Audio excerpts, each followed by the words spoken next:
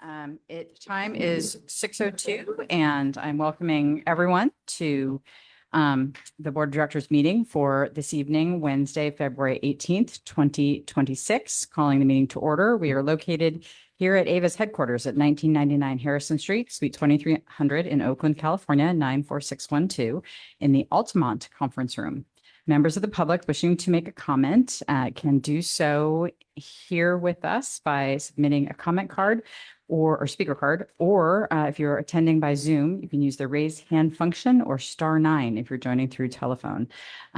We are going to go ahead and start with I'm looking at the clerk. Do you want to do the swearing in and roll call, or should we start with the Pledge of Allegiance? Pledge of Allegiance. Let's start with the Pledge of Allegiance. Flag. Okay, please join me if you are able.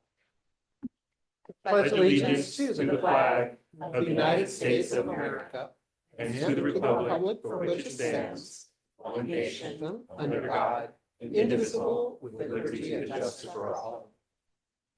Wonderful. And we have a new member joining us, alternate from the city of Berkeley. Welcome. We are going to go ahead and start with your swearing in. Thank you. Just repeat after me. I, yes. I, your name, I, Cecilia Guimaraes, do solemnly swear do solemnly swear that I will support and defend that I will support and defend the Constitution of the United States the Constitution of the United States and the Constitution of the State of California and the Constitution of the State of California against all enemies, against all enemies, foreign and domestic, foreign and domestic, that I will bear true faith and allegiance that I will bear true faith and allegiance to the Constitution of the United States to the Constitution of the United States and the Constitution of the State of California, and the Constitution of the State of California, that I take this obligation freely that I take this obligation freely without any mental reservation without any mental reservation or purpose of evasion, or purpose of evasion, and that I will well and faithfully discharge and that I will well and faithfully discharge the duties upon which I'm about to. the duties upon which I am about. Thank you very much. Thank you.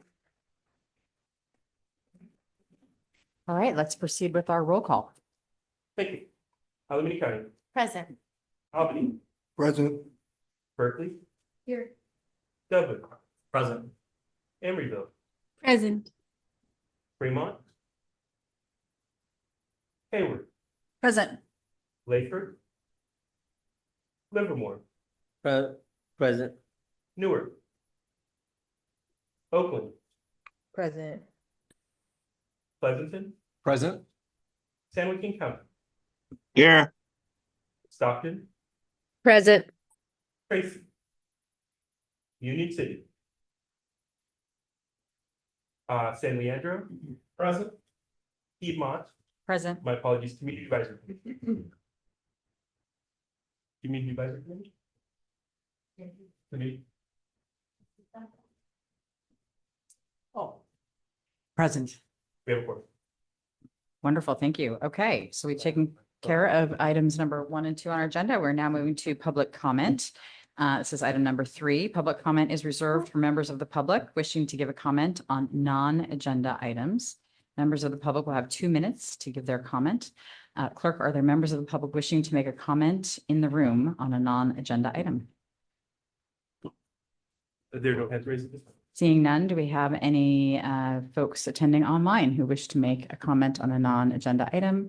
I'm also now looking at my colleagues attending by Zoom. Please use the raise hand feature if there's anyone at your remote location at this time who would like to make a comment. Seeing none, I'm going to go ahead and close public comment, and we're going to move on to There the, is, oh, there is one. Okay, great. Jessica Tovar, recognized for 2 minutes.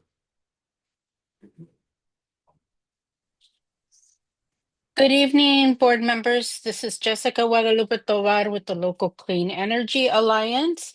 And I just want to say that, things in our nation have gotten a lot worse in terms of the ICE rates, but even more so the fact that people are being killed, and it doesn't matter what race you are, whether you hold citizenship. This is an onslaught on our communities, and we should have no place in it. I want to just reiterate that my organization, the Local Clean Energy Alliance, is a social justice and racial justice organization. And we denounce all these ICE raids and the impact that it's having on our communities and our nation at this moment. I want to also uplift that it's important that our public funds do not further advance such activities. There's no place for our public agencies and our money to be bolstering this kind of violence in our communities. And I also want to uplift that every board member in this room, every CAC member takes an oath. And in that oath, you pretty much are committing to supporting and defending the Constitution of the United States against all enemies, foreign and domestic. I want to just remind everybody that right now we have an enemy, and that enemy is in the White House. We need to do everything we can to protect our communities, and that also means stopping from, putting our money into activities that are hurtful and start doing good and investing in the local. Clean power to the people. Thank you. Okay, thank you. Any other comments online at this time? No further hands raised at this time. Okay, I'm going to go ahead and close public comment, and we are moving on to our consent agenda. It's items 4 through 8, including approval of minutes from our last board meeting on January 21st, contracts entered into, fiscal year 25-26, second quarter treasurer's report, and 2 contract amendments. So I'm looking at my colleagues to see if anybody wants to pull an item at this time from the consent calendar. I see no hands raised here in the room, and I don't see any hands raised online. So we are going to go ahead and ask for public comment at this time. If there is any public comment in the room or online for the consent agenda, items 4 through 8. There are no hands raised at this time. Okay, I'm going to close public comment for the consent agenda. Do we have any comments by anyone in the room on any of these items before we take a vote? Any comments online? Seeing none, I will entertain a motion. I'll move the consent item. Member Roche has moved the consent agenda. Any? second. Oh, and thank you very much. Member Marquez has provided a second. Let's go ahead and take a roll call vote. Okay, thank you very much. Hayward, Yes. Alameda County, Yes. Albany, Yep. Berkeley, Yes. Dublin, Yes. Emeryville, Aye. Fremont, Hayward. Oh, excuse me, sorry. Lathrop, Livermore, Yes. Newark, Oakland, Yes. Pleasanton, Aye. San Joaquin County, Yes. Stockton, Yes. Tracy, Union City, San Leandro, Aye. Piedmont. Hi. Consent calendar is approved. Wonderful. Moving on now to our regular agenda, item number 9, which is our CEO report. And then over to our CEO, Howard Chang. Great. Thank you. Adrian, if you can pull up that memo, I'll jump into things as we typically do. I'll do a quick review of our recent meetings. We had our executive committee meeting on February 4th. That was canceled on February 4th. Our next meeting will be held on Wednesday, March 4th at 3 p.m., our typical time. We had our Finance, Administrative, and Procurement Subcommittee meeting that was last held on Wednesday, January 28th. The members received a preview of the mid-year budget update, which we'll be covering tonight. And they also discussed the format and structure of the contracts entered into document. The next FAP subcommittee meeting will be on Wednesday, March 25th at 3:30 p.m. Not listed here is our Marketing, Regulatory, and Legislative Subcommittee. We did not have a recent meeting, hence it's not listed here, but I did just want to flag that our next meeting is on Friday, March 6th. And so that is upcoming in March. And that will make March a busy month where we have all of our subcommittees in addition to our regular board meeting and CAC meetings. So just making sure that all members are aware of that. Next section, I want to provide just a brief update on the enrollment of unincorporated San Joaquin County. We will start service for electricity generation to unincorporated San Joaquin County's 60,000 customers starting in May of 2026. So we're just a few months away from that. Most customers will start service in May, kind of throughout the month, depending on their bill date. And customers with solar will be enrolled closer to their true-up date. So that's really throughout the year if you're a NEM customer. So want to flag that as which is our typical process. AVA is required by the CPUC, the California Public Utilities Commission, to send a total of 4 customer notifications to ensure that customers are aware of the service change. 2 of those notifications happen prior to enrollment, and then 2 notifications follow enrollment. So this is part of our standard process. Mailers will be sent via mail and email when available. The next slide is an tiny eye chart, but is just those are just samples of the various mailers that we send out there. So those are available online for further review, but just wanted to provide a really tiny icon version illustration of those notices. Those will start going out in March of 2026 to allow for those two pre-enrollment notifications. I also want to just note, in terms of marketing outreach, we're going to further ensure that these customers are well aware of their electricity generation provider changing. Our marketing team will begin an outreach at the end of February, starting with digital ads to raise awareness before the notices go out. And then additional marketing efforts during the enrollment period will include billboards, streaming TV, print ads, targeted micro campaigns to reach specific neighborhoods, community partnerships with municipal partners, ag and business organizations, and other trusted community leaders, social media, newsletters, and local press, and then webinars and in-person presentations. Really want to thank Supervisor Rickman, his staff, the county staff as a whole, and some of the different organizations throughout unincorporated San Joaquin County. They've been really great to engage with here over the last couple of months. And I think people are very excited for the enrollment process that's going to begin here in May. So looking forward to that. Moving on to the next section, we always highlight our upcoming events. March tends to be a light month. It is a wetter month, as we can see right now. So just a couple to highlight there. We have got the Dublin St. Patrick's Day event, March 14th and March 15th. And then the Oakland Roots versus New Mexico United soccer game is on March 14th as well. Full list of the events can be found at the hyperlink there. The next section is related to a white paper that we issued recently called Evaluating the Drivers of PG&E's Electricity Rate Increases. So our public policy team has been at work looking at the various general rate case filings that PG&E has made over the last number of years, and really trying to dig into these multi-hundred-page reports and filings that are put out to the CPUC. So really great work being done there, and there is a link here that is a link to our full white paper just at the bottom of the paragraph there. So that's online for your review. And a lot of that focus is really just trying to unpack where those cost increases are coming from. Certainly on the generation side of the bill, which is where we are, we've seen some volatility lately and some cost increases, but the bulk of that cost increase has been on the delivery side of the bill. So this is just an opportunity to further educate our public, our customers, and really importantly, some of the policymakers and legislators that we are out there engaging with. So I wanted to highlight this report.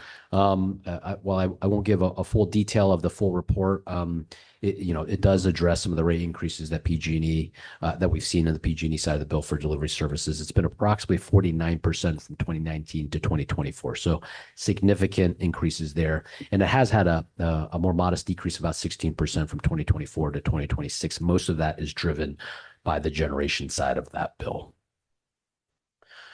So that's a quick summary right up there. And then the last section of the C report is our local development update. There's a table on the next 2 slides, or next three pages, I should say, that really just highlights some of the active programs that we have going on. I'm not going to walk through everything here.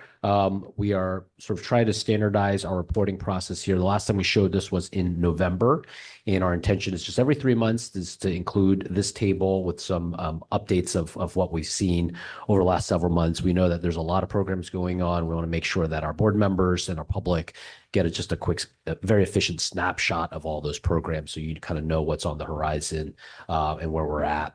We're going to do an update on one of our programs, which is our Smart Home Battery and Resilience Hub program later this evening as an informational item. And I will just highlight maybe one particular item here is our Critical Municipal Facilities program. We've obviously been engaged on that over the course of the last year or so. That's a very active program. We're starting to hit construction on some of those sites. There is the April NEM2 deadline, so it's a tight window here. Generally, things are going smoothly, but it is a tight time frame. So just wanted to highlight that things are on track there. But as expected, it is a tight time frame. We have seen the first project in Livermore start and receive its permits, and we're in the permitting process on a number of additional sites as well. We hope that will continue to be a smooth process. To the extent we need to reach out to some of our cities for any assistance to ensure that that continues to be an expedited process, I'll just flag that and look out for some additional outreach as needed. And that's it from me on the CU report. Great, thank you. It's very thorough. Any questions at this time? Yes, Member Roche. Thank you. Yeah, so my staff flagged the electric bike rebate program and how it's going in Hayward. And it turns out we have about 630 residents that have received the rebate. But the problem is like close to half of them are having trouble redeeming it on time. And so I guess the request was that either we consider a longer redemption timeline or otherwise give them priority for the reissuance of the rebates because 279 were selected, but then we're not able to redeem on time for whatever reason. I don't know the details of that, but maybe staff could reach out to Hayward on that one. Or we could talk about, what that would look like for, if there's some legitimate excuse or, I don't know if you want.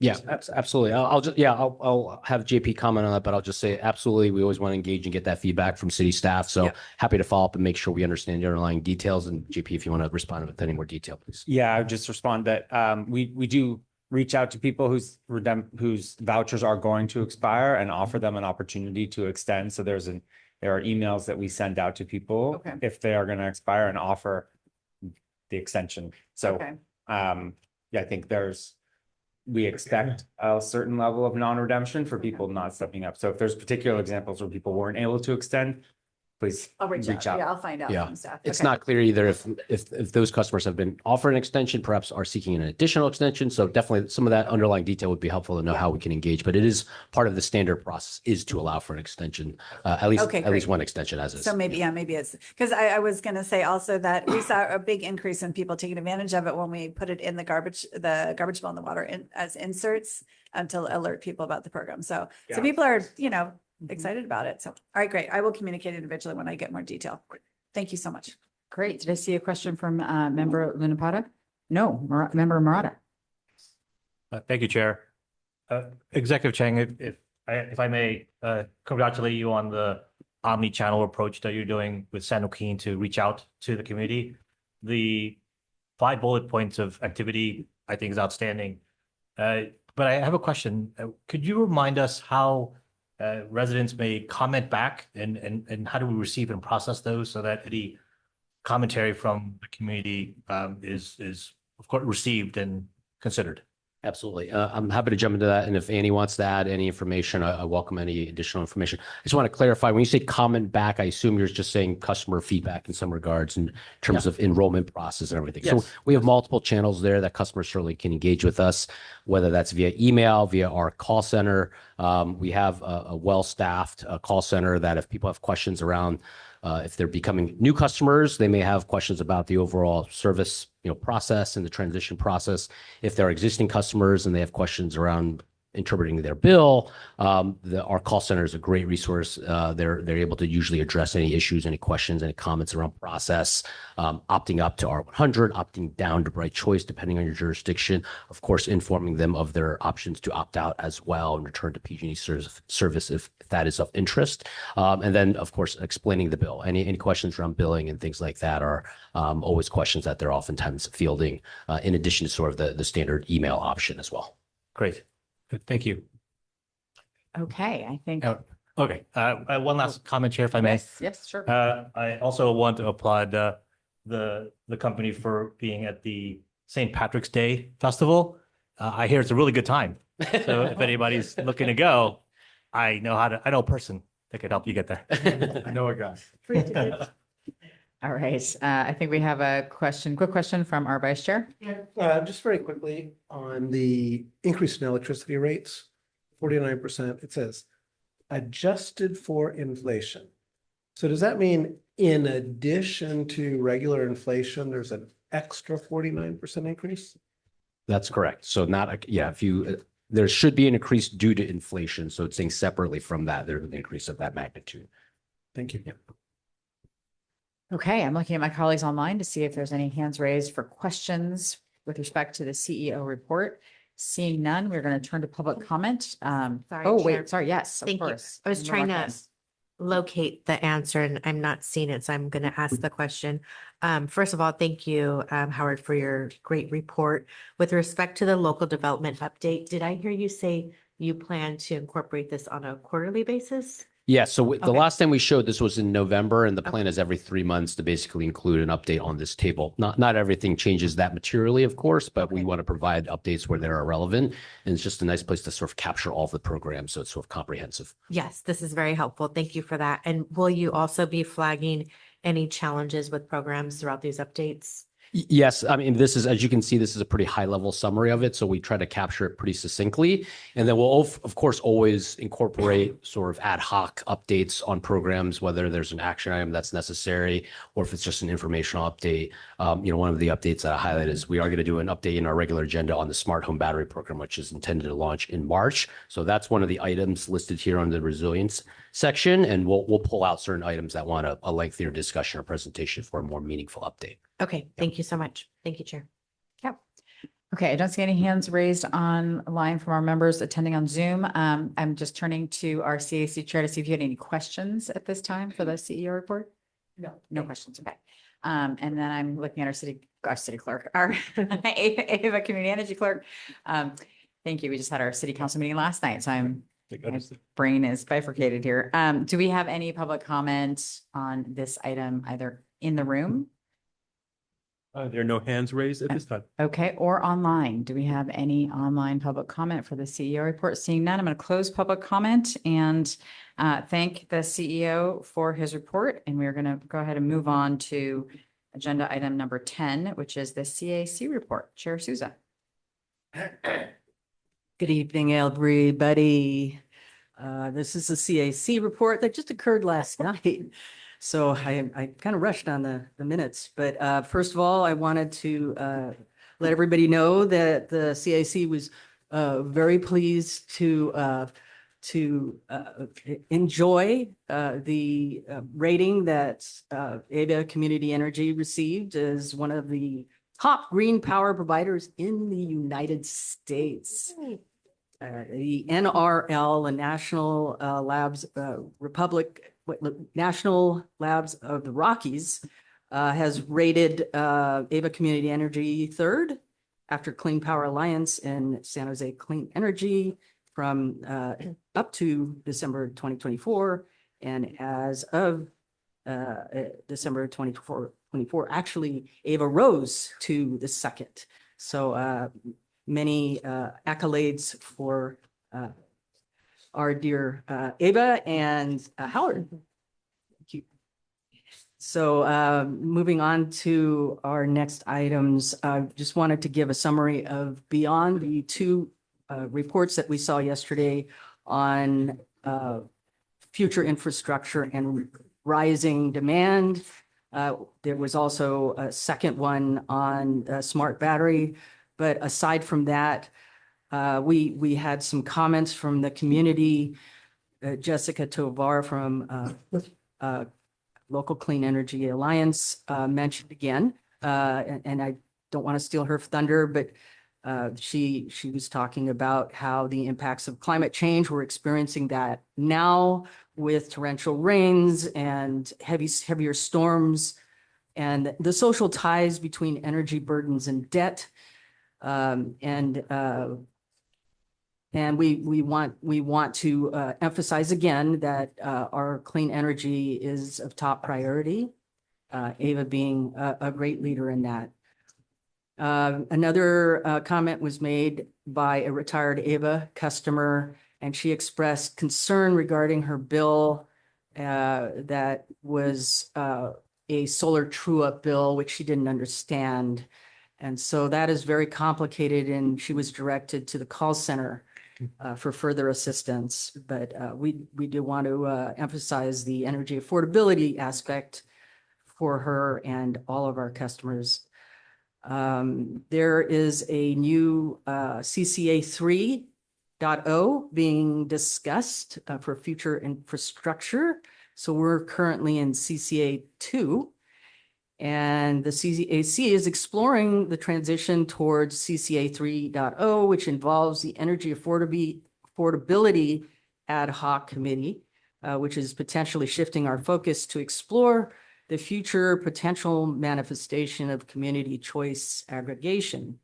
This model emphasizes local ownership of power, reduced reliance on ICAs, and the development of software and physical infrastructure to better support our community. So this is to be decided to be in the future, but one of our ad hocs is transitioning from energy affordability into CCA 3.0. So it's exciting stuff. And lastly, there was a couple of mentions in the past meetings of policy and environmental justice. And the CIC requested updates on policies regarding ICE and the broader no harm policy. And we were hoping on getting an update on that. And Member Landry inquired about the impact of federal electrification rollbacks from the current federal administration. How is that affecting us? So that's it for now. I'll continue on during other presentations. Thank you. Great. Okay. Thank you for that update and report. Do we have any questions in the room for our CAC chair at this time? Oh, the vice chair? Just, you mentioned a transition from the Energy Affordability Committee to the CCA 3.0 committee. Does that mean that some members got reallocated or that you no longer have an energy affordability subcommittee? Well, the energy affordability ad hoc for the CAC was tailing off. It was it had reached its goals. Perfect. And That's we what I felt was that- really that, looking yeah. for. It was So an ad at that hoc. point in time, we were contacted by some members, including we're going to be having a meeting with one of the originators of CCAs here in March to talk about the new transition into a potential CCA 3. Okay. Thank you for that clarification. Any questions online from our members attending via Zoom? Seeing no hands raised, I'm turning to our clerk to see if we have any public comment on the CAC report at this time. There are no hands raised at this time. Okay, I'm going to go ahead and close the public comment, and we are going to close out item number 10. Thank you very much again. And we're moving now to item number 11, which is our fiscal year 2025-2026 mid-year budget review. And it's an informational item, and it will be presented by Howard Chang. All right, thank you. Adrian, if you can jump to the next slide. So this is a typical part of our process. Of course, our fiscal year runs from July 1 through June 30th. So right around the mid-year mark, we typically do this in February because there's always a lag in terms of closing some of the books. And so in February, we have a pretty accurate forecast of our actuals for all of the prior calendar year. And I'll just note that we did provide an update to our FAP subcommittee on this. And that has changed a little bit because over the last few weeks, that's where we're able to get some updated numbers on December. In the mid-year report, we'll cover closed months from July through December, and then January through June, of course, is a fiscal year update. I would say normally in the mid-year process, there's not the updates are not necessarily that substantive.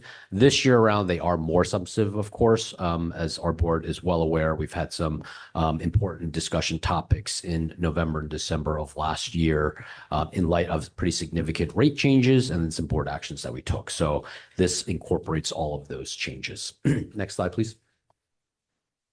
So what I'm going to show you is an update on the fiscal year. That's always the primary focus of the mid-year update. But I am going to, this update does provide an extended forecast of the back half of 2026 calendar year, as well as going into 2027. That's more than the typical because of the more substantive changes that we talked about and some of the squeeze sort of headroom and financial deficit that we're operating with. So some of the changes that are occurring in this fiscal year actually ripple through and have some impacts on the following period. So wanted to make sure to provide a slightly more comprehensive view. The first few slides here are talking about the rate adjustments, and then we'll talk a little about energy markets volatility. And those are really the two primary drivers of the most meaningful changes going to the actual budget update. So I'm going to start with those to sort of explain sort of what the variance is today relative to what we presented in the December board meeting where we took a number of actions. So this first slide is on rates itself. This graph probably looks somewhat familiar as we showed this at the end of last year. This shows now what the actuals were that were finalized for 2026 rates. Again, this is our 2018 PCI vintage residential customer. That's our most common residential rate. But we certainly have a mix of vintages, and of course we have a mix of customer classes. So this is representative, but different customer classes may see slightly different numbers in terms of proportion of those the yellow and the orange parts of the bar chart primarily. The PG&E's final annual energy true-up was released on December 31st. That is right in time for 2026 rates going in place. So unfortunately, not a lot of preview prior to that. The final rates were about 12% higher than what we had seen in the AIR forecast, which was released in October. And that was the basis of our forecast we provided in the November-December timeframe. So that is a more significant adjustment than what we would have anticipated. That is not normal. I will say, unfortunately, AET does not include significant information to sort of really pinpoint exactly what is happening in that adjustment. So there's a number of sort of confidential work papers and things that are not provided as part of that. So we are still continuing to unpack that, and some of that will be done via our consultant, which has some additional access to confidential information that we actually are not eligible to have. So just want to flag that. What that amounts to is for rates overall, it's about 1.3 cents higher. And then again, this is just the generation portion, and that is inclusive of PCIA. So a total increase of 1.3 cents relative to what we were forecasting in December. And it's about half and half between rates, sort of AVA's generation portion of the rates and the PCIA. So 0.7 cents higher on AVA's generation portion, which in the bar chart to the left is reflected by the orange portion. And then PCIA is 0.6 cents higher. So when we look at the bar chart, you can see obviously in the 2019 to 21 timeframe, we are around 11 cents for total generation rates. And then in the 2022 to 2025 timeframe, that rose significantly to 14 to 15 cent range. There's a number of drivers there related to weather, the invasion of Ukraine, natural gas prices, some extreme weather events, supply chain issues, COVID, et cetera. So a lot of different drivers. I'm not going to unpack that all now. We've talked about it at various times. And then, of course, in 2026, you can see there's a very material rate reduction. Overall generation rate going down by about 20% between 25 to 26. And AVA's portion is going down by about 42%. So when I say the 20%, that's the orange portion and the yellow portion. And when we look at the 42%, that's just AVA's generation portion. So that's just the orange portion of the bars is going down about 42%. Again, these are, this graph was reflected before as well, but those percentages are adjusted. So we want to really pinpoint where those differences are coming in. So relative to December, we were forecasting a 29% reduction of overall generation rates. They came in at 20%. That's all inclusive of PCIA. That's for Bright Choice. For R100, which is not reflected in this graph exactly, but of course directionally is very close, we have a 14% reduction inclusive of PCIA, and previously it was a 21% reduction. So we're seeing the rate reduction to be a bit smaller than we had forecasted in December due to those changes I just highlighted. What is the net impact of that for your average residential Bright Choice customer? It's about 10% less per month compared to 2025. And for your average residential Renewable 100 customer, it's about $8 less per month compared to 2025. So this is a meaningful update. It's an important update. We want to make sure we sort of unpacked for our board. On the one hand, it gives Ava a little bit more operating headroom and alleviates a bit of that financial risk. On the other hand, we're not seeing our customers see quite the same benefit that we were hoping for and projecting as we were having conversations in December. And that's, again, highlighting it's about half in terms of a higher PCIA and half in terms of higher rates overall. So that's a big component. Again, that's incorporated in the financials we'll update. If you go to the next slide, Adrian. Next few slides are on energy markets volatility. So that's the other portion that we've seen some material changes relative to December forecast updates. This is also just a bit of follow-up to a number of questions we had in our subcommittee and our board meeting just around what does this market volatility sort of translate to? So this is just to try to illustrate that a little bit more. So what this graph shows is the forward price for calendar year 2026 hedge costs. So if you were to assume the average cost throughout the entire calendar year, if you're trying to hedge that out, what is that average price going to be? And what does it look like historically trend-wise? So this goes back to early 2020 all the way up to basically current time frame. If you wanted to hedge that price, you can see where the volatility is. This graph kind of mirrors a little bit of the rates bar chart that we saw on the prior slide.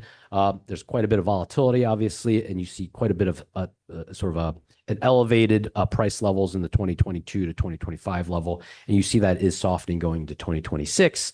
And in particular, you can see just over the last month going into 2026 itself, even there you continue to see quite a bit of volatility. I highlight this in part because just between the FAP meeting until now, we've continued to see sort of $15 to $20 million swings in our annual energy costs in a matter of weeks. So it is going up, it's going down. Fortunately for the calendar year, right as rates got set, we saw that we've generally seen that decrease relative to when rates were set as of December 31st. That improves our headroom a little bit in 2026, though we will see a ripple effect in 2027 for how that will get trued up just right off the bat, because technically rates are over collecting as a result of that one input. Next slide, please. There's a couple more on as it relates to energy market volatility. So this is showing actual pricing. So the other slide was looking at forward pricing for 2026. This is looking at actual prices historically going back to 2018. So you can see the blue line is NP15, and that's a proxy for our energy prices. It's the most liquid data point for our energy prices. And you can see quite a bit of volatility over the course of the last 7-8 years. And of course, you can see quite a bit of sort of spikes in that pricing. And really, those spikes generally reflect some type of significant weather event, heat waves, big cold spells. And it's not necessarily just in California, but certainly nationwide will have implications on those things. The orange line, which is pretty closely correlated, is natural gas pricing. So it's specifically PG&E Citygate spot pricing. So that's our closest proxy for natural gas pricing. It is also pretty well correlated with natural hub prices, but certainly is unique to California, Northern California specifically. So you can see those closely follow that. And of course, you can see here in 2026, it has softened quite a bit. Average prices. Again, this is just a short portion of 26, of course, getting to average of $34 for energy prices.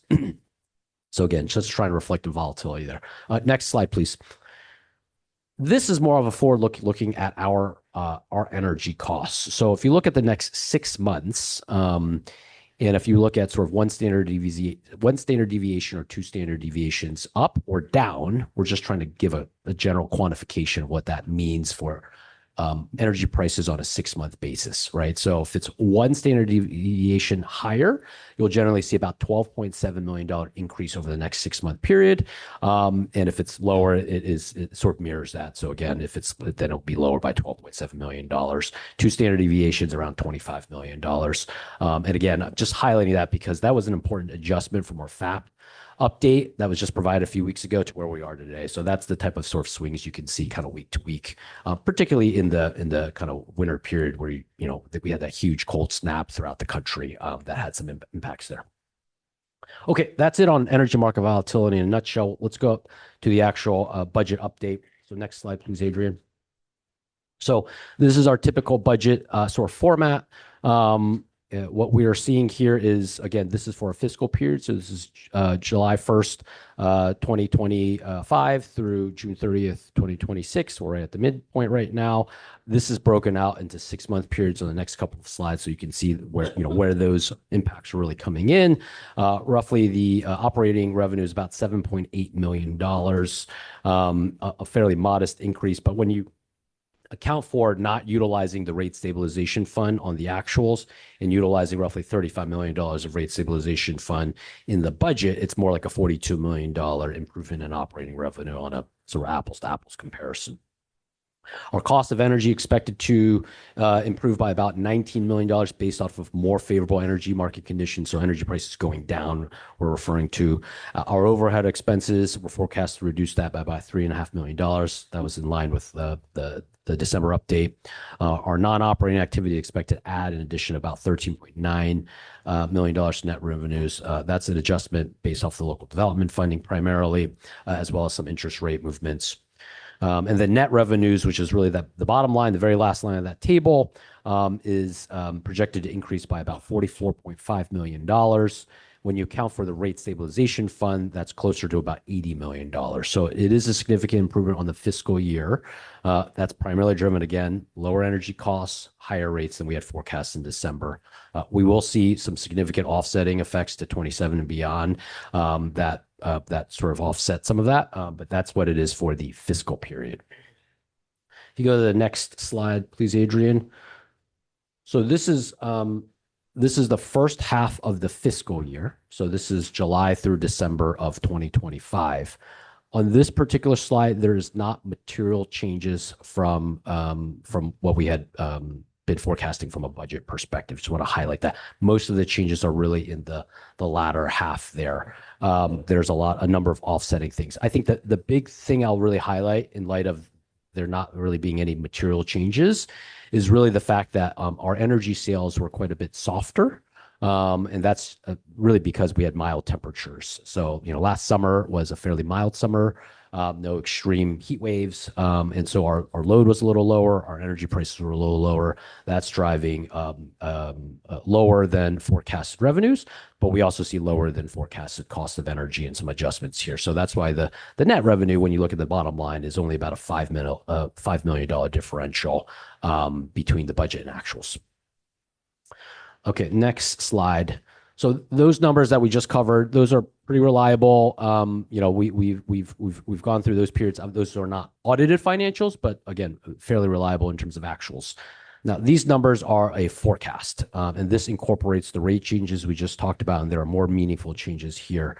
Part of that is because of the rates and how they were finalized. Part of that is the board actions that were taken. Part of that is energy prices. So all of that is incorporated fully in this 6-month period.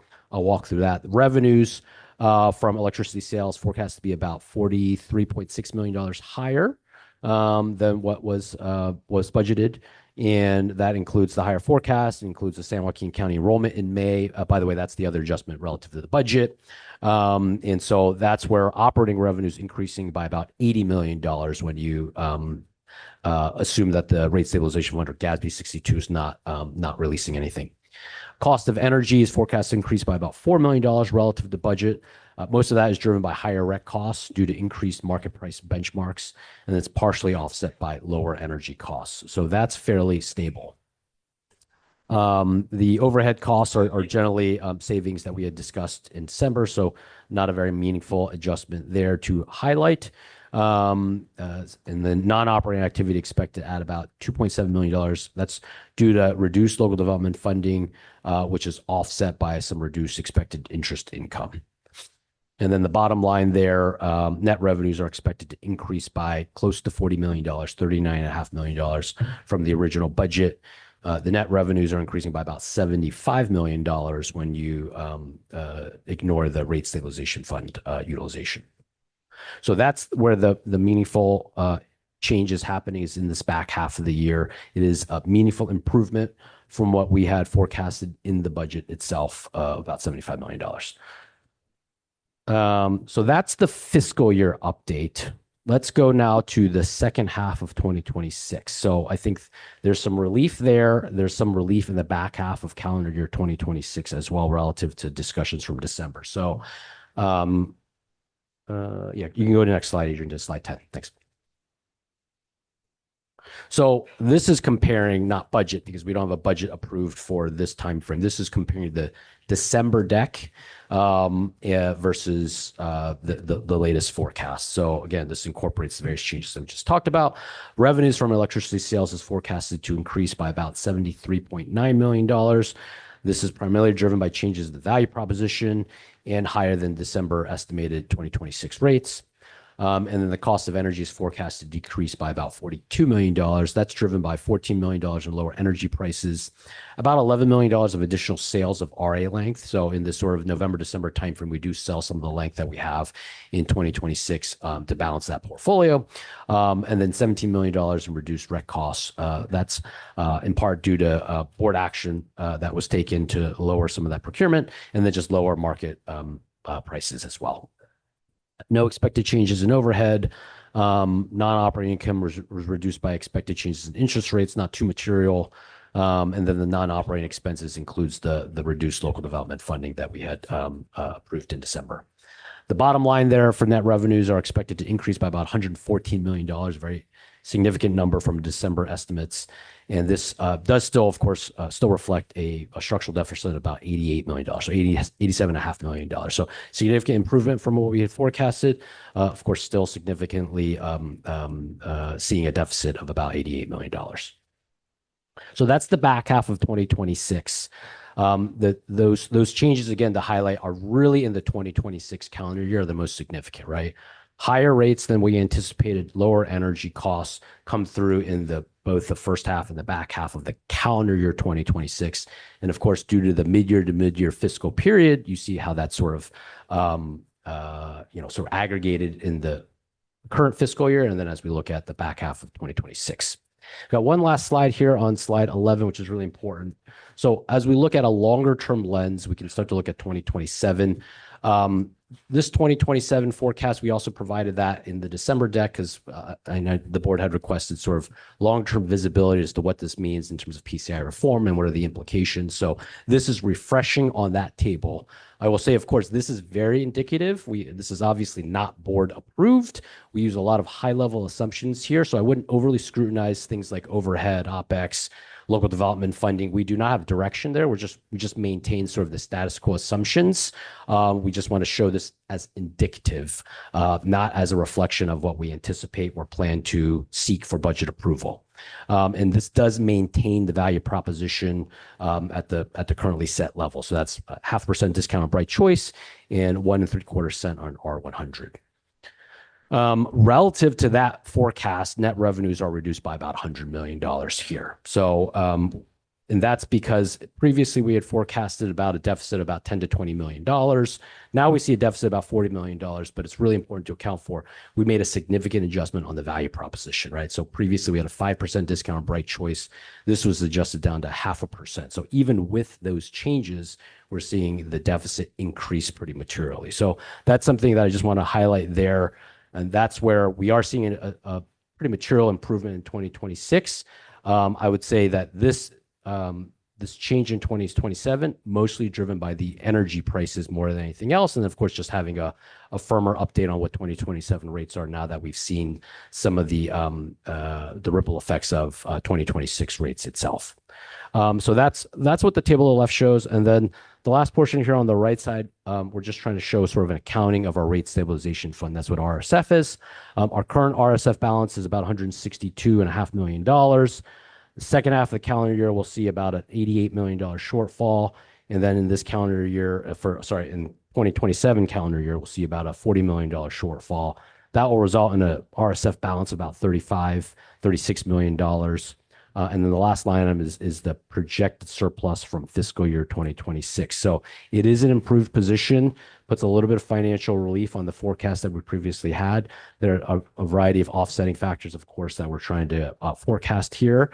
I think there is some relief, but I fully want to acknowledge, of course, we made some tough decisions in December to make some cuts across the board in various areas. I know there were some mixed perspectives on that. And so I just want to highlight all these changes and kind of where we sit now in light of the forecast, taking all of that into account. And that is the end of the presentation. Okay, thank you. That's a lot of information. I'm guessing we'll have some questions. I will start in the room here with Member Roche. Thank you. Thank you for the update and for the sort of projection to 2027, because I understand we're still going into some uncertain headwinds.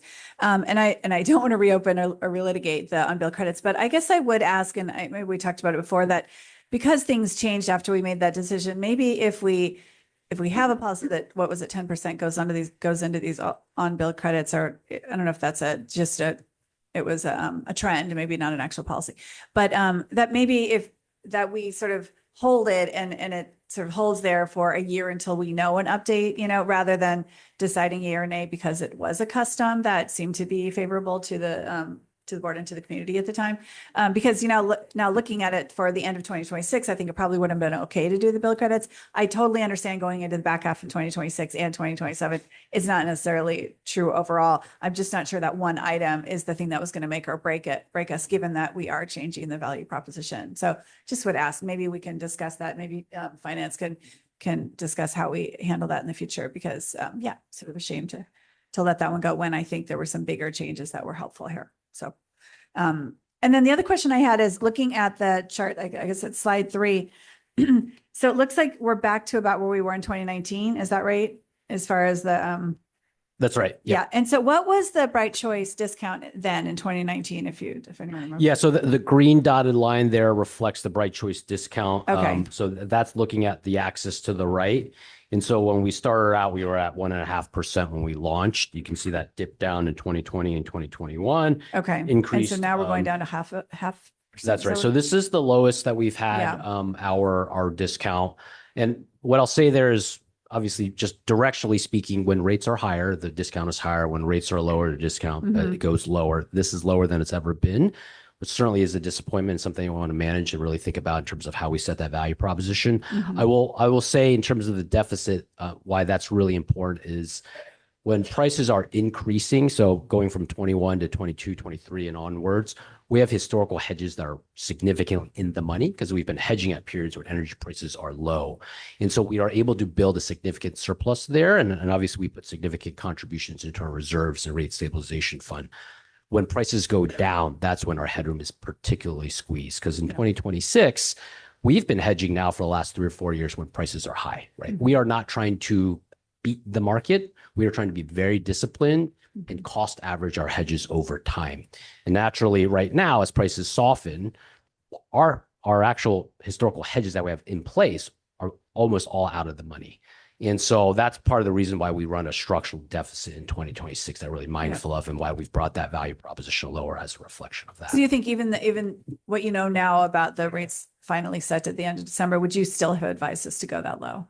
It's hard to say. I know there were cuts across the board. And so it's hard for me to say where the board would feel comfortable balancing the various levers that we pulled. That I hesitate to guess. Obviously, financially, we see the forecast has improved from where we were before. Yeah. And I certainly appreciate your comments around let's think about where we can get clarity on rates so we can make those decisions as informed as possible. I want to acknowledge we went in December feeling like we need to take some action as soon as possible, seeing how significant that deficit was that we were forecasting going into 2026. And I think there are some CCAs that push that decision off, and we felt it was prudent, if we're going to make a value proposition change, we better do that as soon as possible and just be as transparent with our board about some of those headwinds that we're forecasting. And we see now where we don't typically see that material of adjustment between the AIR and the AET. For some reason this year, there was a larger than expected adjustment that perhaps we could have pushed it another month and then had the final numbers to make that decision. So certainly want to acknowledge that. From a process standpoint, we don't typically make these significant changes at the mid-year cycle when the calendar year changes. And obviously that is a reflection of this, right? Yeah. The last several years, rates have only gone up, and quite frankly, they've been kind of stable at a high level. Unfortunately, that's bad for our customers. Yeah. This is the first time we've seen that significant of a dip. And so overall, that's a good thing for our customers. We're finding ways to reduce our rates, but yes, that does create some financial risks and challenges for us. And I think we were just trying to get ahead of that, but certainly acknowledge that Yeah. those numbers are not perfect at the end of the day. Yeah, no, and I know, you're not a fortune teller either, that you have to wait and see. And then my final question is, so given this now, before I think when we were talking about this, we were all feeling good that, well, at least people's overall bill will be lower. And my understanding is now that's a little fuzzy now, that we're not really sure whether it's actually going to be lower, that maybe the generation rate is lower, but not necessarily the overall bill.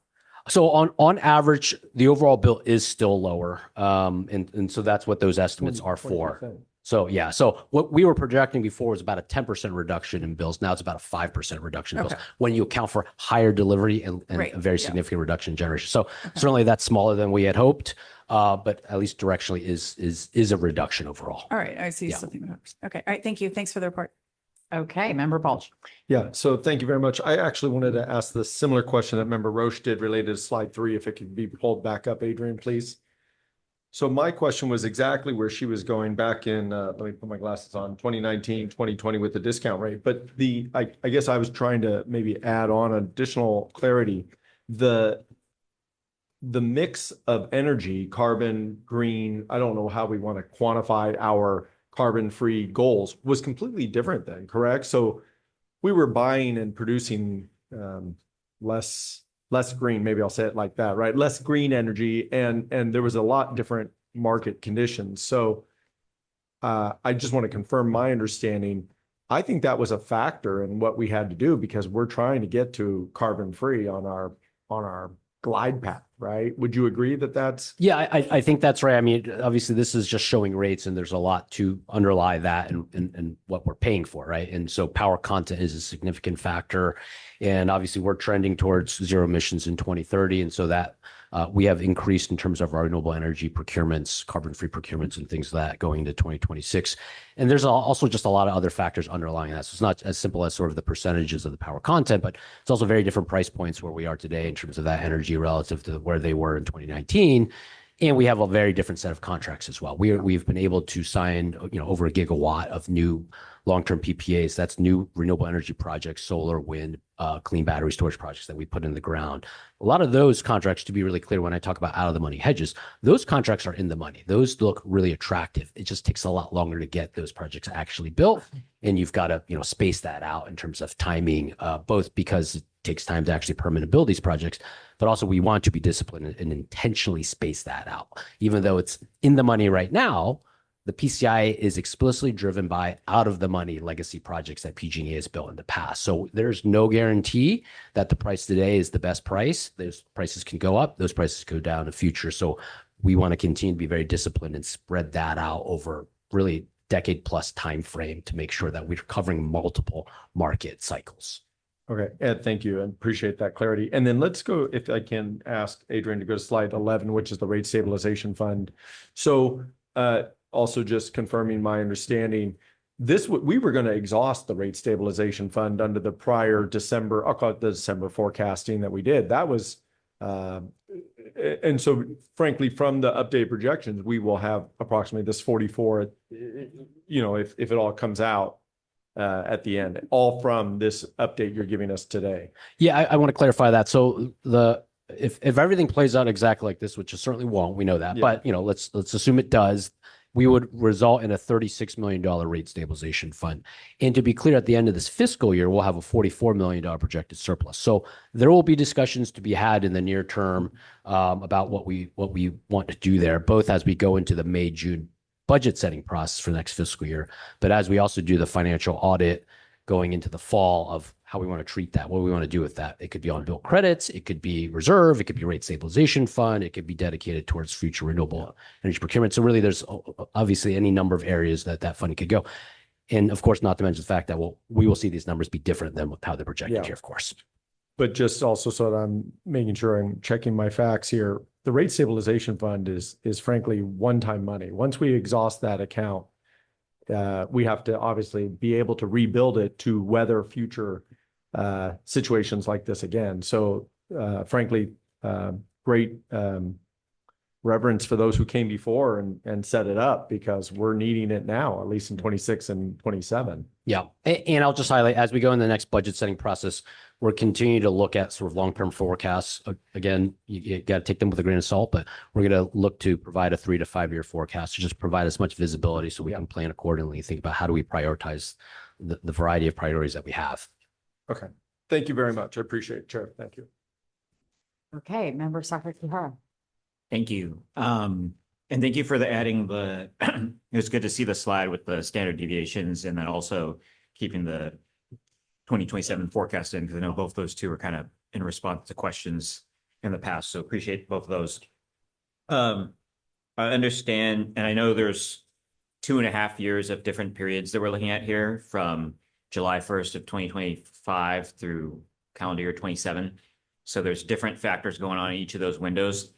But I understand that, you know, a lot of board actions taken to both increase revenue and decrease expenditure. But even within the same window, for example, both the first and second halves of 2026, we are citing both increases in or higher than forecasted 2026 rates as a driver of revenue increase, and also lower than expected energy costs as a driver of decreased expenditure. And so I just want to make sure I understand why that could be, because of PCIA true ups, because of, you know, some of the hedges that we've done in the past. But can you kind of talk to, right, they're kind of moving in opposite directions within the same 6-month window in a couple of those.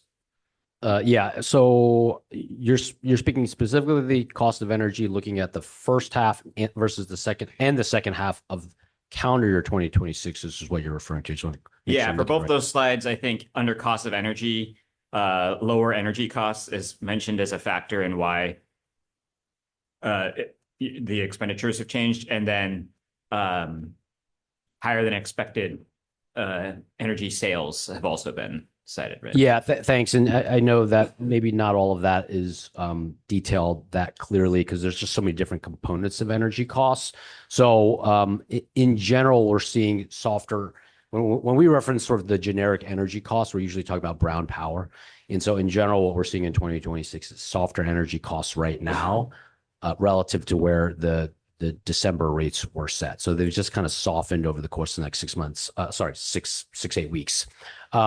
You can see in the graph there was volatility even there. So that's not, you know, it's only been decreasing. But where we stand right now is a little lower than it was in December. I believe that's also the case relative to when the budget was set last June. So that's on sort of brown power energy costs, which is the largest component of our energy costs. So that's a bigger driver than anything else. With that said, then there's resource adequacy and there's renewable energy procurement as well. Resource adequacy, there's not too much to highlight there other than the fact that there were some additional sales, because you always balance the portfolio when you have to procure and meet the 24-hour slice of day. You're going to be over procured on some hours in order to meet the obligation for your peak hour. So we generally always have length that we have to sell based off of this new framework that's out there. And we try to be conservative about what we think we can sell, because those are generally hours that most people can sell, quite frankly. So they exceeded our forecast. That's generally a good thing. That's somewhat of a newer thing because the slice of day framework was literally just implemented last year for the first time. So we'll hone that. That's a more modest component. The rec costs are actually generally, so there's two confusing dynamics. I think the important one to highlight here is that they're higher market price benchmarks than what was previously assumed. And a market price benchmark is an aggregation of transaction costs that PG&E releases. So it's trying to average recent historical transaction prices for renewable energy. And for that benchmark price, it's higher than we had expected. The oddity there is that the most current transactions are actually softer than we anticipate. So that's bringing down the average. But when you're looking at a multi-year window, multi-year average of prices, just because right now the prices are softening doesn't mean that market price benchmark instantly drops. So that's where it's getting pulled down a little bit by current prices, but it's actually higher than we had anticipated from our budget process, if that makes sense. Yep, that makes sense. Okay. Thank you. I'm glad that makes sense to you. I'm trying to keep up, but I think I need to go back and get a PhD in something.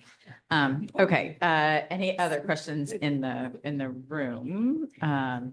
Seems like, okay, our CAC chair. Yes, go ahead. Yes. Thank you. I know I'm Yeah. always asking about PCIA. And looking at the page 3, it looks like we once again have a huge hit on the PCIA, which was probably due to the reform. But considering that the PCIA was originally to compensate PG&E for clean energy or whatever investments they had before the CCAs took over, is there a calculation, an aggregate of all the CCAs that have paid off PCIA in the years since 2019? Has anybody calculated how much PG&E has actually been paid for their original investments, and haven't we already compensated for that? Yeah, it's a great question. I don't have that number handy, but certainly we all scrutinize that number quite a bit. We look at it more from an AVA basis, and other CCAs look at their impacts, and we look at different IOUs. Of course, there's varying impacts as well. In general, our trade association, CalCCA, which represents the CCA industry, does look at that number, looks at what the sort of gross amounts are that are being paid, and really what the methodology is and how that varies year to year. So the short answer is yes. And of course, that portfolio of assets is very complicated in the sense that some of those are one-time costs, but many of those are just ongoing annual costs. So it's not the way that question was framed as sort of haven't we paid it off? Well, those resources generate electricity every year. And so therefore there are costs to those units every year, whether it is a PPA. So, you don't pay until that year comes, or it could be an own generation asset that PG&E has, and it could be a natural gas unit, and they're paying for the natural gas that is being used every year. So you don't get to just sort of pay off some components of that, of course. With that said, this is an ongoing policy discussion, and you can imagine we're very engaged in the overall process. And as you look out at the portfolio of assets over the next 10, 20 years, you can make certain projections, and we're going to continue to advocate for that to move in a certain direction. It seems like PG&E likes to use it as a sort of the masculine instead of an actual figure. But anyway, thank you for answering. And the second question I have is, do we see the pricing or the pricing of electricity as a trend? Is this something that we're going to see in the future because our sources will be more green, the tech improves? Are we looking at possibly that this is actually the new norm? I would very much so hesitate to say this is the new norm. I think, the intention of, Adrian, if you just flip to next chart, or actually go one more after that, right? This is what we've seen just over the last 7, 8 years, right? And it's hard to say there's a predictable pattern here. And there's so many different factors that go into this in terms of natural gas prices, supply chain, weather more than anything else. So if you ask me today, what sets our pricing? It's weather and it's natural gas pricing more than anything else out there. And so if you have the ability to predict the weather, I can tell you what way that's going to trend. Thank you. Okay, any other question here in the room? All right, Vice Chair. I just want to make sure that I understand the charts, the sequence of charts. So slide 7 is a full fiscal year ending June 30 of 2026. Yes. What it used to be, what we originally laid out, and what we currently think it will be. So originally we thought that we basically break even. And now we're thinking we're going to end up with about a $44 million surplus, 44, 45. Correct. 4.5. Correct. That the break-even scenario assumed a utilization of our GASB 62, which is up above about $35 million. Just want to highlight that. But yes, otherwise, Okay, correct. and then so that's the 1, 2, 3, 4, 5th major bullet, 44.5 equals that number on the bottom of the slide. Yeah. I'm not understanding that next sub bullet. Net revenue increases by 79.8 million without the fund. But as I look at the numbers, it seems like we're not using the fund, and that's how we get to 44 million. Yeah, so what I'm highlighting there is on the budget column, which is to the left there. That includes a line item called GASB 62, which is 1, 2, 3, the fourth row down of $35,327,000. So that was an assumed utilization of our rate stabilization fund in order to get us to a net zero. Got it. And That so makes if you sense. strike that, that's where you get the That makes sense. Yep. And then the last part of this, last part where I've got a question really focuses on the rate stabilization fund. So if I go, so that's page 11. The current rate stabilization fund balance is $162.5 million. That's what it says up under the, under Stockton. Yeah. Is that assuming the $35 million got released? Or that's literally the current balance? That's literally the The current current balance. So balance no, right it now. does So- not assume any release. So in the, we have $162 million of powder, so to speak. To Correct. That is our soften balance challenges. today. Yes. Perfect. Okay, thank you. Okay, thank you for those questions. I am turning to my colleagues. If you could lower the slide on Zoom to see if there are any hands raised, any questions. It may be that they have already been asked and answered.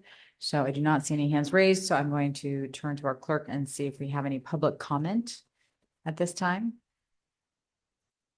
There are no hands raised at this time. Okay, we no public comment in the room and no public comment online. I don't see any public comment in any of our remote sites. Okay, so closing public comment. We're bringing this back for any comments / questions before we move on. It's an informational item.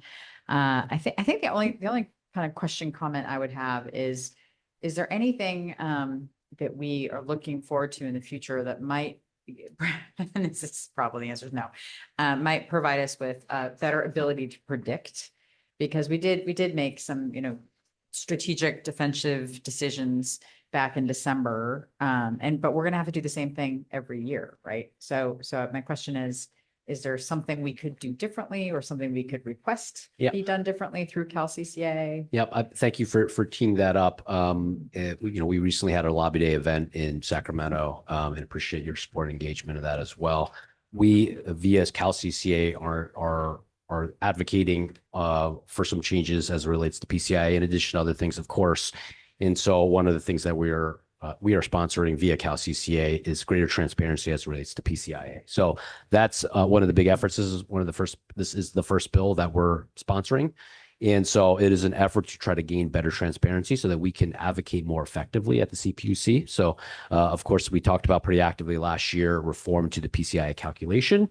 And on the horizon, we see some additional potential change for PCI reform going forward. That is to be determined, the exact timing and what those changes will be. Of course, you need to have good data on historical pricing and the methodology in order to quantify things and advocate as effectively as you can. So that is something that we are very actively out there doing from a bill perspective in terms of our legislation to try to have greater impact.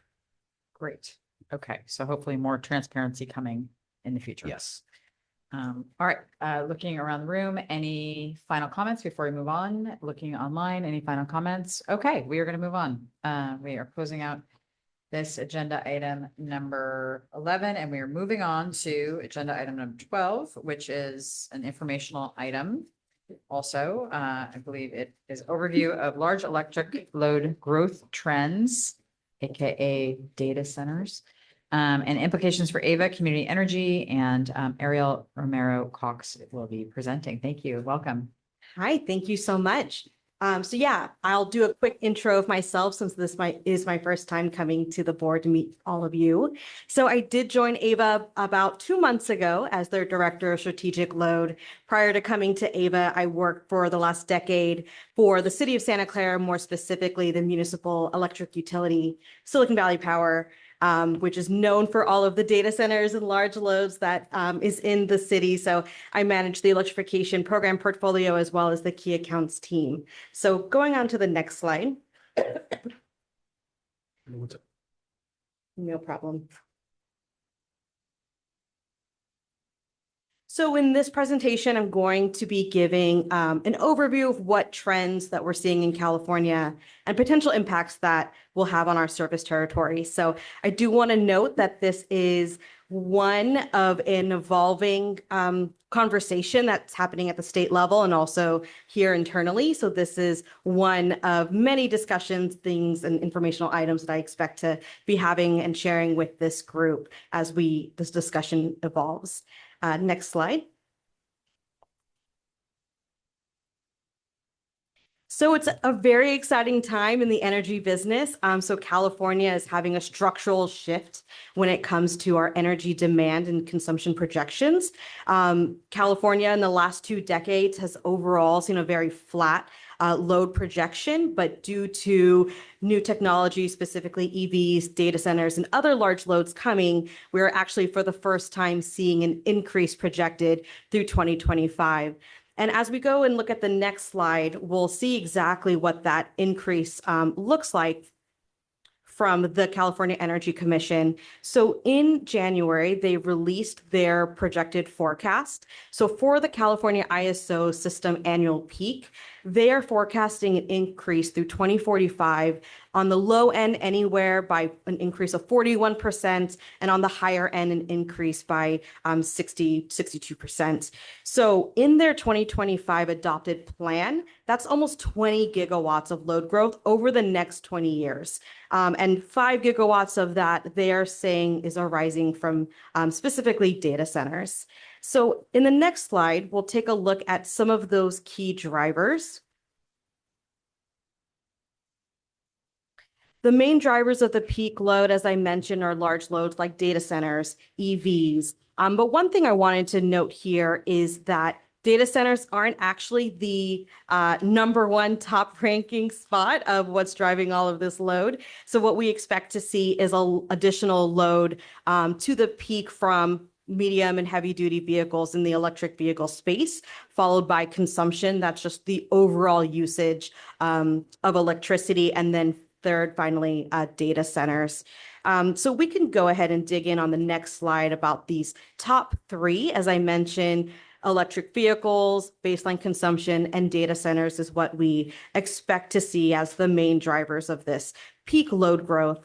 And to put this in a bit more perspective, the combined demand for EVs and data centers is expected to be about 13,000 megawatts. So that's about 7 times AVA's current peak, which is right now about 1,600 megawatts. So a huge structural shift. And part of the conversation is how do we then plan for this and procure power and be ready and mitigate risks. One of the things I wanted to mention in the next slide is a bit of an overview of the difference between peak load and total annual demand. So here's a little bit of a primer. So peak load, when you think about it, it's lanes of the highway. So if I think of how many lanes do I need to build in the highway in order to have enough capacity or room for all of the vehicles that go on the highway at 5 p.m. during rush hour traffic. So one example of this would be an electric vehicle charging hub where you have a bunch of vehicles that want to plug in and charge at the same time. That's going to require a lot of electrical capacity and peak what is needed at that time. Now, in terms of data center load, that's a little bit different. Data center load, although in terms of the peak contributor isn't as high as EVs, but those are going to be your long haul truckers, for example, on those highways that are going back and forth and running all of the time. So in terms of total annual demand, we do expect data centers to contribute more towards the total annual consumption, even though in the previous chart I showed, the CEC is not looking at data centers as the main top contributor to that overall peak. So just wanted to make that distinction.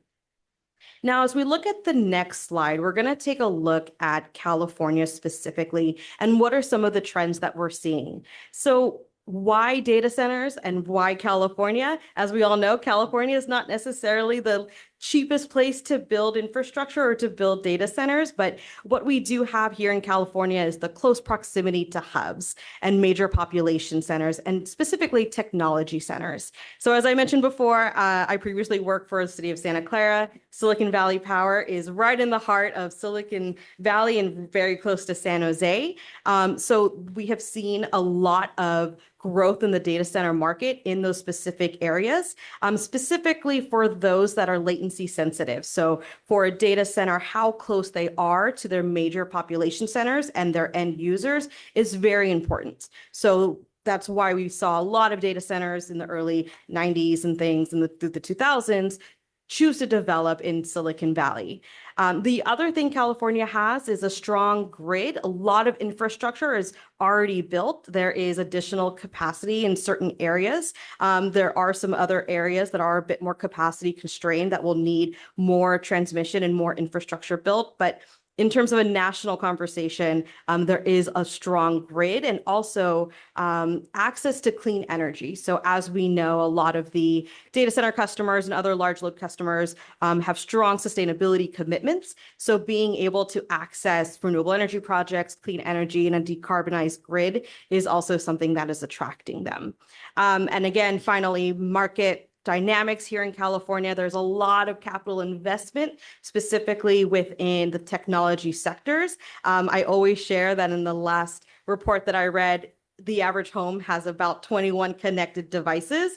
So that's everything from your streaming services to your video games to your vacuum robot that likes to clean on a certain schedule. That is all driven by these data centers that need to store and also transmit energy. So taking a look at the next slide and looking at California in a more of a national context.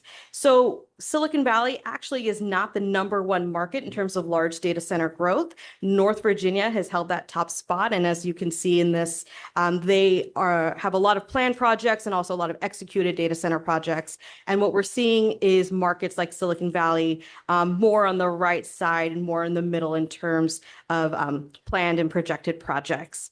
So one thing that I'll also note is as a market trend that we're seeing is changes in the data center size. In the past, we would see a lot of 30 to 50 megawatt sized data centers. What we're seeing now are larger facilities being proposed and built anywhere from the 100 to 200 megawatt range. And you may have seen also headlines, data centers in other states as large as a gigawatt, right? So those are mainly driven by, of course, AI, but I would note that those are not necessarily in the California market and specifically not close in our service territory just because of the high cost of land that we do have here. So we're seeing those large data center campuses more in Northern Virginia, Dallas-Fort Worth, Texas, and also Phoenix, Arizona. So looking at the next slide here. So specifically within Ava's territory, what are we seeing? There is a market potential, of course. One of the things that I'll mention is this trickle up effect that we've seen from Silicon Valley in the South Bay. The interest of data centers I've noticed is trickling up more north into our service territory. And part of that is due to some of the capacity constraints that are happening in the South Bay. So these companies are looking for other areas to expand. One analysis found our market potential to be anywhere between 530 megawatts to 700 megawatts. So this again is just a projection, and that is looking forward through 2030. And to ground this, you know, as I mentioned, the average size of a data center could be anywhere between 50 to 100 megawatts. So this could potentially be 5 to 7 new data center facilities installed within Ava service territory through 2030. So the numbers may be high, but again, in terms of buildings and facilities, this could potentially be, 5 to 7. There's a strong regional demand, as I mentioned, in the San Francisco South Bay because of our urban environment and also the local initiatives. You've noticed that PG&E and San Jose have just signed a landmark transmission agreement to bring about 2,000 megawatts of additional capacity into the South Bay. And I would have to mention Silicon Valley Power here as well, who is doubling their load, going from about a 750 megawatt peaking utility to doubling it to about 1,300 megawatts and doing that with over 5 years. And again, that is some of the capacity constraints that we did see in the South Bay and why we're seeing a little bit of that trickling up effect up into our service territory. So in terms of Ava's service project pipeline, there's about, I would expect 200 megawatts that we could see attractiveness of large load developments. And large load doesn't always have to mean data centers. There's also large loads coming from medium and heavy duty vehicles coming online as well. And again, to ground this into something that's a bit more tangible, 1 megawatt of data center capacity running about 80%. Obviously, they're not running 24/7 all of the time, but that's about 1,300 average homes in Oakland. That's 1 megawatt at 80% of a data center. So looking ahead into the next slide. So not all data centers are created equal. There are different types. So edge data centers, think of those like the corner store. There's typically smaller, a little bit less than a megawatt. It matters how close they are to their end users. Again, there's that latency sensitive aspect to them. That real-time processing is important. So those are the corner stores of the data center worlds that would be sprinkled throughout urban environments. Now, there's also the homeowner. So those are typically a little larger. Those are called enterprise data centers. Those are data centers that are typically owned and operated by a single company, specifically for their own IT needs and storing their sensitive data, running their own internal applications. They're typically a little larger, anywhere between 1 and 5 megawatts. The landlord of the data center world, they're also called co-location data centers. Now, those are data centers that are built and they house other companies, their IT loads, their equipment. They're typically larger, about 5 to 20 megawatts. And finally, there's the hyperscalers, the cloud data centers. Those are those typically larger campuses where you may have one large piece of land, multiple facilities, multiple data centers, anywhere between 20 to 100 plus megawatts. Now, looking ahead in the next slide here, there's a lot of projections. Again, there's a lot of forecasts. And for us, it's about how do we manage this pipeline? How do we make sure that we're planning for what is actually coming and, quite frankly, getting away from, the noise of what are just inquiries. So taking a look at the next slide, I want to share what our approach will be in managing this development pipeline and how do we align our goals and our planning outcomes. So it's going to look like direct developer engagement, leaning on my experience in the past. So I have been meeting with potential developers, data center developers, additionally, city coordination with city staff, their economic development departments, their planning departments, looking at what projects are actually coming through, having inquiries, pulling permits. These are the key indicators of what is actually coming through the pipeline. And again, information sharing via the Rule 30 filing with PG&E, getting those early indications of who is applying for interconnection applications, who is inquiring about additional capacity and looking to have these service connections within our service territory. So taking all of these different inputs, discovery conversations, and ongoing conversations, we're grounding that into our own internal forecasts and our procurement planning and making sure that we're following qualified, credible projects and managing that pipeline all the way through and making sure that we have a good handle of what load will actually materialize in our service territory. Taking a look at the next slide here. So there are some benefits on the left-hand side in that tan box. I'll highlight. This is some benefits that PG&E has identified in a recent press release where they took a look and about all of the data center inquiries that they're coming, about 10 gigawatts they're expecting of projects that may come in all of PG&E's service territory, and have identified that for every 1 gigawatt of new data center load, this could potentially support over 5,000 construction jobs, 500 permanent technology jobs, more than 11,000 construction-related support jobs. So those are the ones perhaps constructing these facilities, and also the adjacent ancillary facilities that support data centers, such as the chip manufacturing data center or chip manufacturer facilities that are going to create the chips that need a lot of power to create and then go into the data centers. So there's this, again, a trickling effect of these other industries that are being activated by the increase in data centers. There's also some community advantages that I wanted to highlight here. So of course, with large loads, you're spreading a fixed administrative cost across a large customer sales base. There's also, the opportunity to have these large loads support long-term clean energy procurement at greater scale. Again, we've talked about investments, and on PG&E side, they talk about the increase in property tax revenue and sales revenue, but also on the local side, many of our member jurisdictions have a local utility user tax. So that revenue from these large loads is also a potential benefit. So of course, at the very top, I point out here that when managed appropriately and when there are appropriate safeguards and risk mitigation, these large loads can potentially bring a lot of value. But with any type of benefit, there's always going to be a trade-off, right? There are also some drawbacks to be, considered that may not be related to AVA's scope specifically, but again, is always part of the conversation.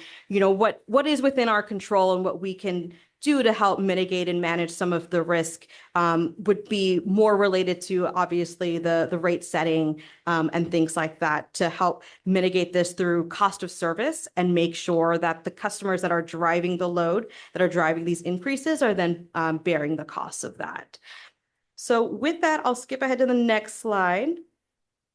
So looking ahead, as I mentioned, this is part of an ongoing, evolving, and dynamic discussion that we are having internally and that I expect to bring future discussions, informational and perhaps otherwise to this board. So specifically around large load tariffs or non-standard rate agreements, that kind of speaks back to that cost of service, risk mitigation that we can do on that generation side. And of course, any future proposals that we bring forward will be a separate board action. Today is just an informational item and an introduction to this. But again, we look forward to having any future policy discussions and of course, public input.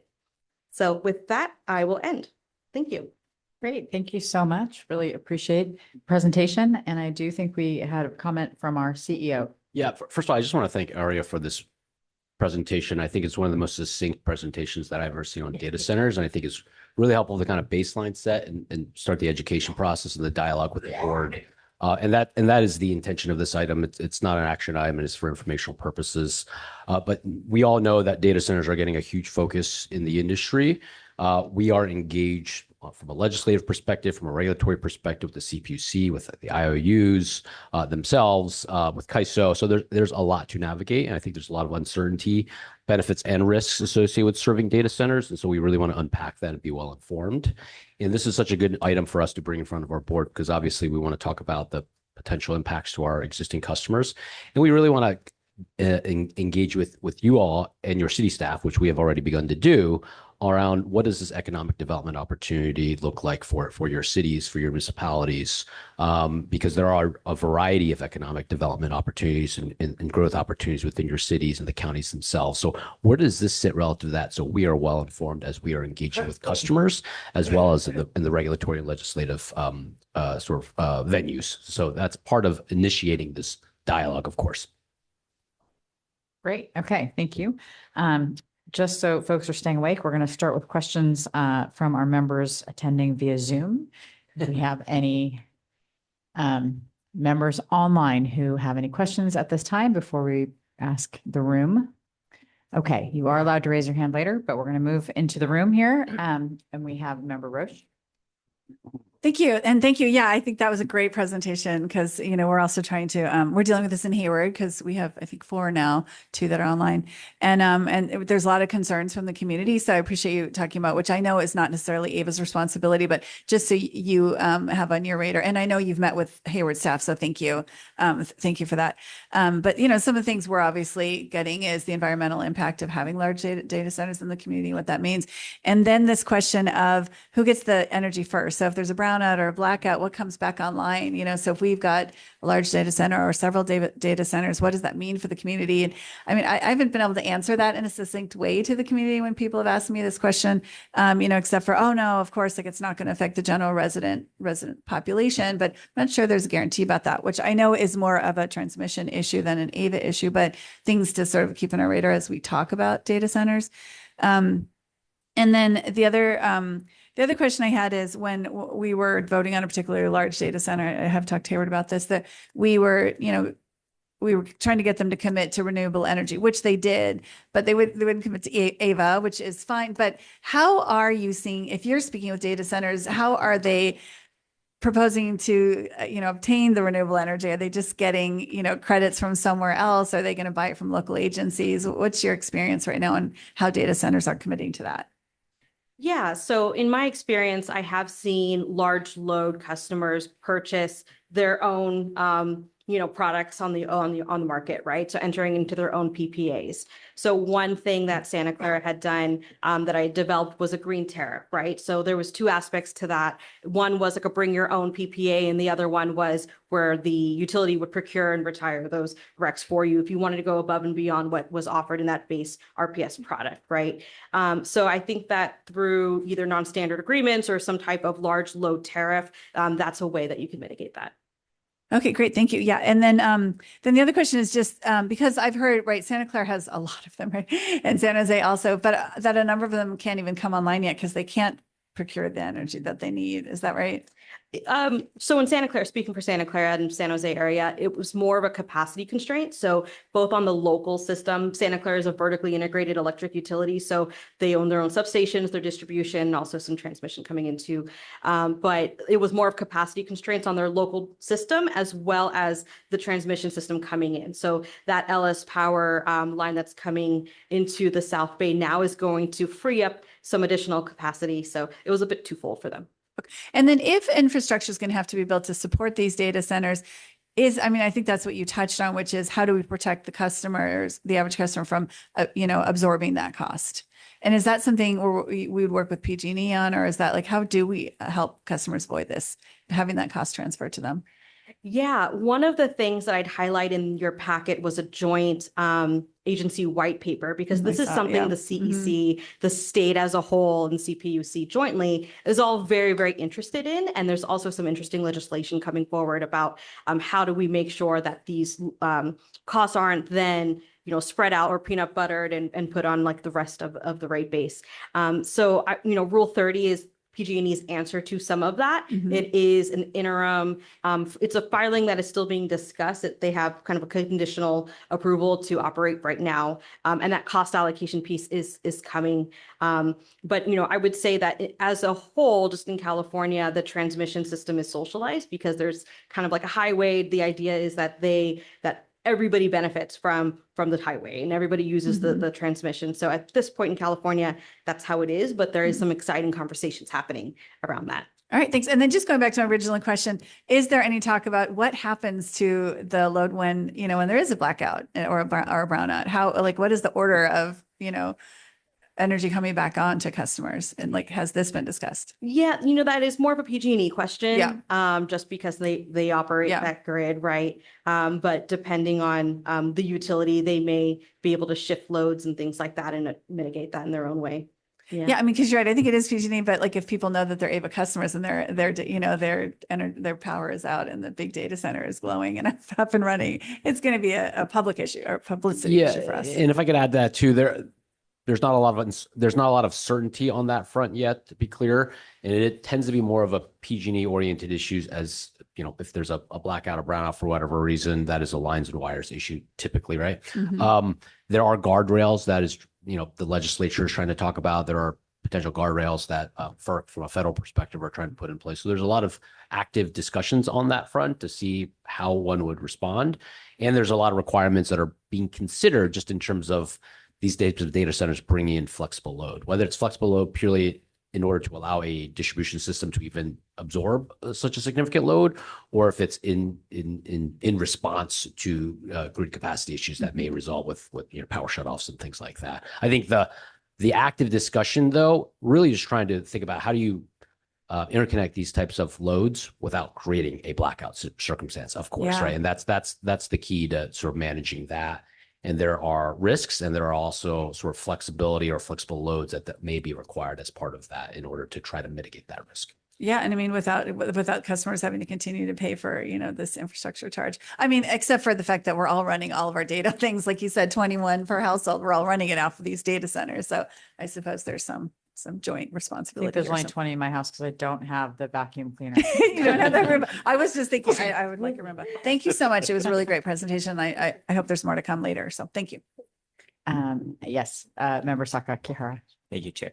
Yes, thank you for the presentation. I'm really glad we have a director of strategic loads, as that kind of signals to me how seriously we're taking it. I really liked the kind of analogy to the kind of different sizes of data centers. And I know you mentioned, hey, here's the projected AVA load, 500 to 700 something megawatts. That's maybe 5 to 7 of these hyperscale size ones. And that we're, other than maybe those 5 to 7, not really competing.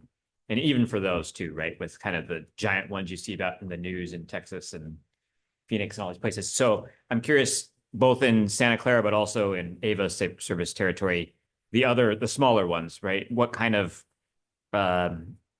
demand are we kind of forecasting for those? Like, and what have you seen in terms of, because I imagine in aggregate that could add up to a lot if the demand was significant, right? For the sort of sub 20 megawatt. Yeah, that was, though that analysis looked at all data center loads, that would include those smaller corner store types that we may see. So those are the ones that, again, that proximity really matters. So I would say that in what I've seen is a lot more of the co-location and enterprise data centers, specifically in Santa Clara, and then also trickling up into the service territory as well. Great, thank you. Okay. Oh my goodness, this is so exciting. Member Murata, I think you won the hand raise. Oh, you first, you call them. Good, thank you, Chair. Good evening, Ariel. This is awesome. I love this. So thank you for putting this together. Question I have for you is, well, let me make a statement first and then the question. So one of my good friends is actually in Loudoun County who runs permitting for data centers in Loudoun County.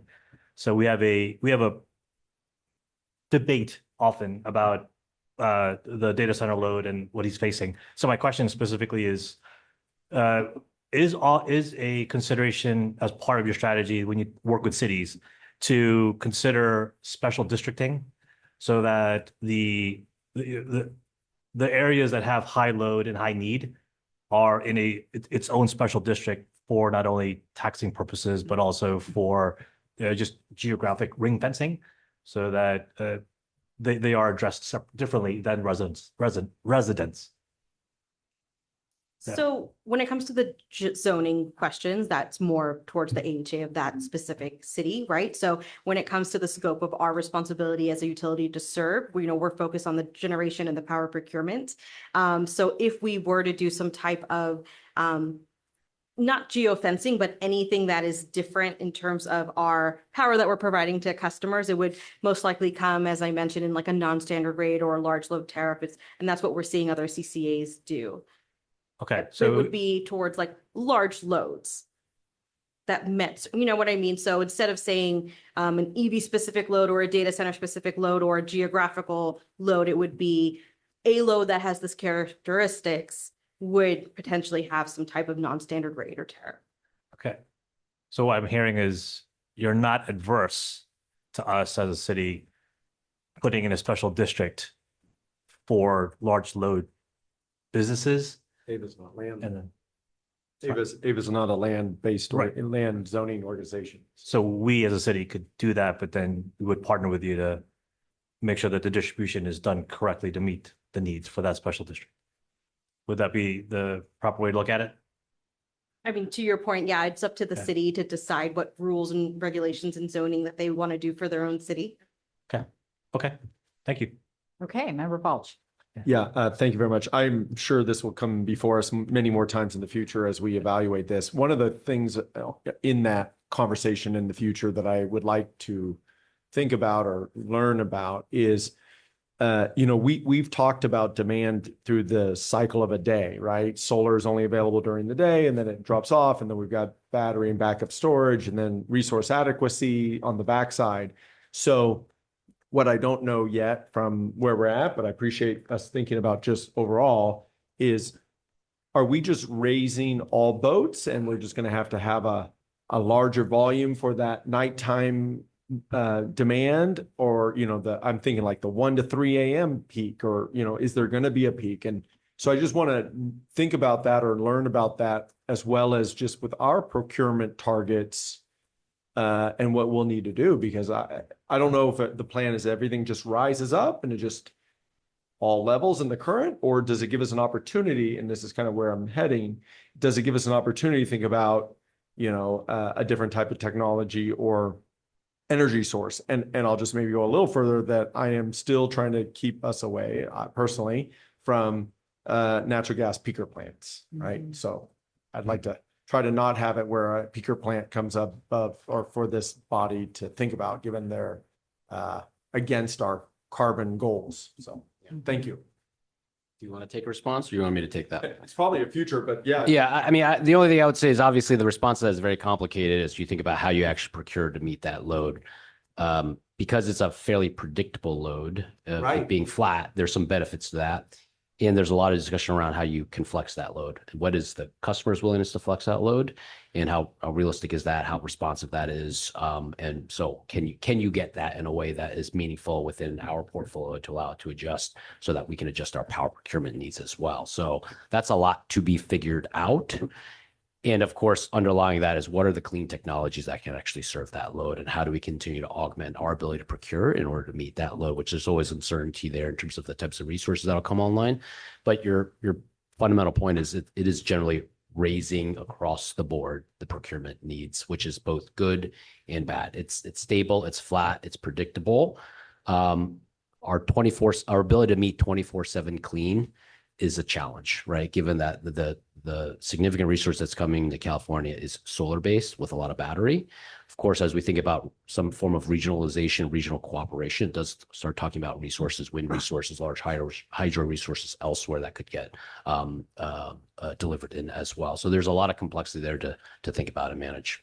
I'll take it offline with you, but one further thing that I will mention is, if you think about even a large data center, what if they decide that, they could shut off half of it instantly and not need that load, and then we've procured for it or something like that. So I see our risks or benefits possibly there. So when we've been talking about an adder for some of our residential customers related to solar storage and connecting their solar system and battery to the AVA grid and smart managing the grid, I think there's an opportunity here with the data centers to smart manage the grid as well, given the volume and probably their flexibility to shut down half the data center maybe instantly, right?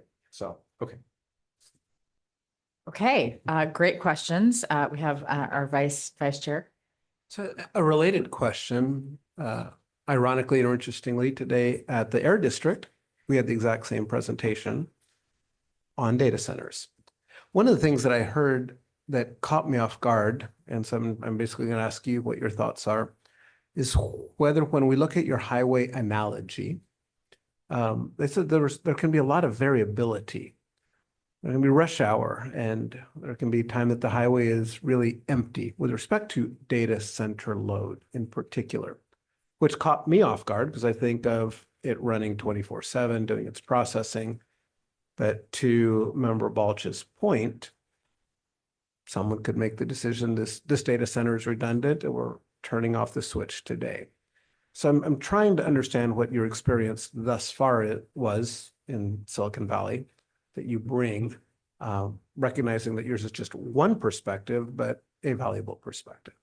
Yeah, absolutely. So in Santa Clara, we had a whole key accounts team that I managed that's responsible for the relationship with these large data centers. So part of that was the annual updates and knowing exactly what they would do, having really strong relationships with them when it came to if they were going to be doing some commissioning and testing, that would, be peaky. These are conversations that they knew. Oh, let me call my key customer rep. Let me call SVP. We had that really close dynamic relationship, as well as that annual check-in of, understanding what their load projections were for that next year. Are they expecting any increases, decreases? So it is a bit of it's a relationship management piece, which is why I wanted to underscore that development engagement part of that pipeline, because that is really what made that program successful, is having that direct engagement with them. Okay, one last question and then we're going to go to public comment, but Member Rush. Sure, but just to follow up on that, did you have any big chunks of data centers that closed down because they lost a customer or something like that, that they moved on? I mean, did that happen? Not necessarily. I would say that in general, we're seeing an increase in the need for data center and data center capacity. So as I mentioned, that they're doubling their load. Yeah. Okay. It's not to say that there aren't facilities that may be sold and bought and things like that, but in my experience, there was always a backlog of those who are trying to come in. Okay. Thank you, Chair. Okay, great. Now I'm looking at our clerk to see if we have any public comments. Do we have any public comment in the room? Seeing none, do we have any public comment online? There, no hands raised at this time. No hands raised. Looking at our remote locations, I don't see any hands raised. Bringing it back to the room here. Do we have any final comments or any looking at our members online? Nope. Okay, looking at our members here, this is an informational item. Oh, we have not heard from our CAC chair. Did you have some comments you'd like to share? I would like to. Please. Thank you. We did have a rather robust conversation. Fabulous. And just absolutely love Ariel, but and boy, I don't know how you stole her.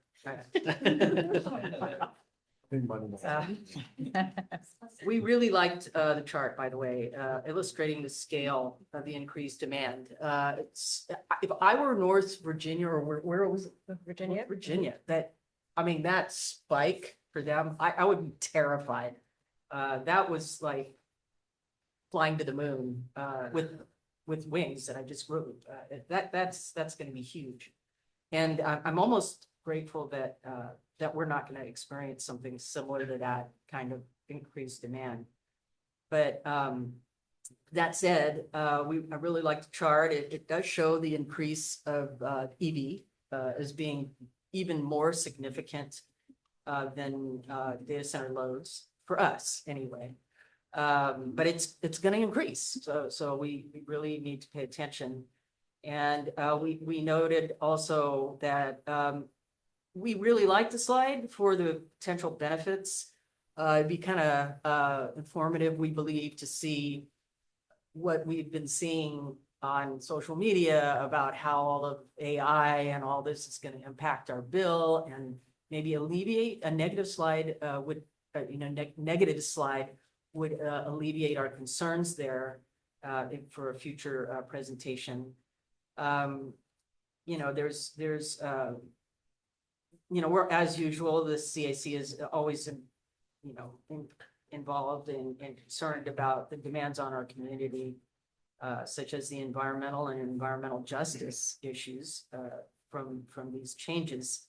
And Vice Chair Balkison raised a question about balancing environment. And this is, I know, not Ava's bailiwick here, but it's just, there's also water impacts with these data centers, and for cities to also put that into their concern bucket when it comes to not just the energy demand, but also the impact on the water and the water supplies.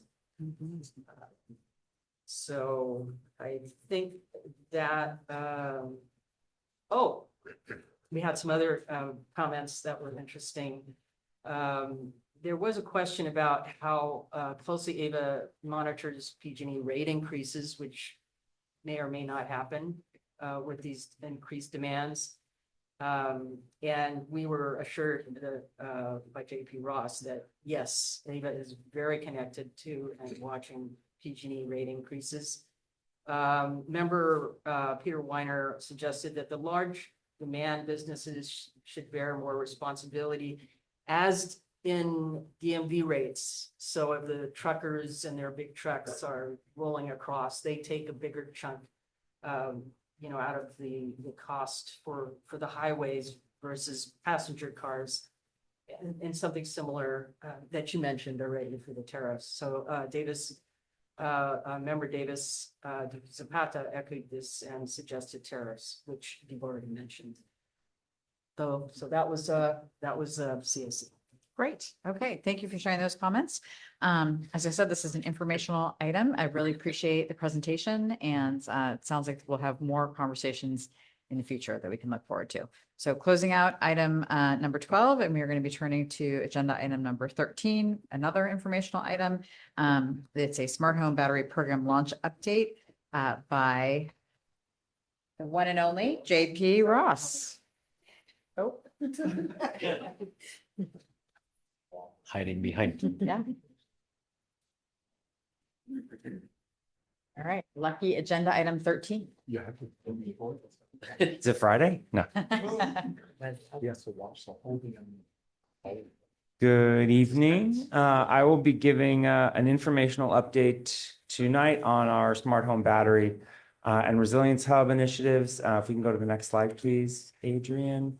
So yeah, we'll be talking very quickly about our program overview and goals, the launch timing, some of the outreach we've been doing to installers and will be doing with customers, how our these programs fit into our virtual power plant initiatives, and a quick reminder on our resilience hub initiative writ large. So if we can go to the next slide. So we did present on this in November with a detailed program outline, and the program that we're launching is very much in alignment with that. So an overview on tonight really on the timing. A reminder is our program goal is to deploy about $15 million in ongoing and upfront incentives to support community resilience in both community resilience hubs and residential applications. Our expectation is that will result in about 21 megawatts of batteries that we are working to really build a dependable kind of community virtual power plant through those batteries and our level of control that we'd like to have over those batteries. So there's a lot of learning going on that we're continuing to do through our virtual power plant initiative. We have multiple program audiences.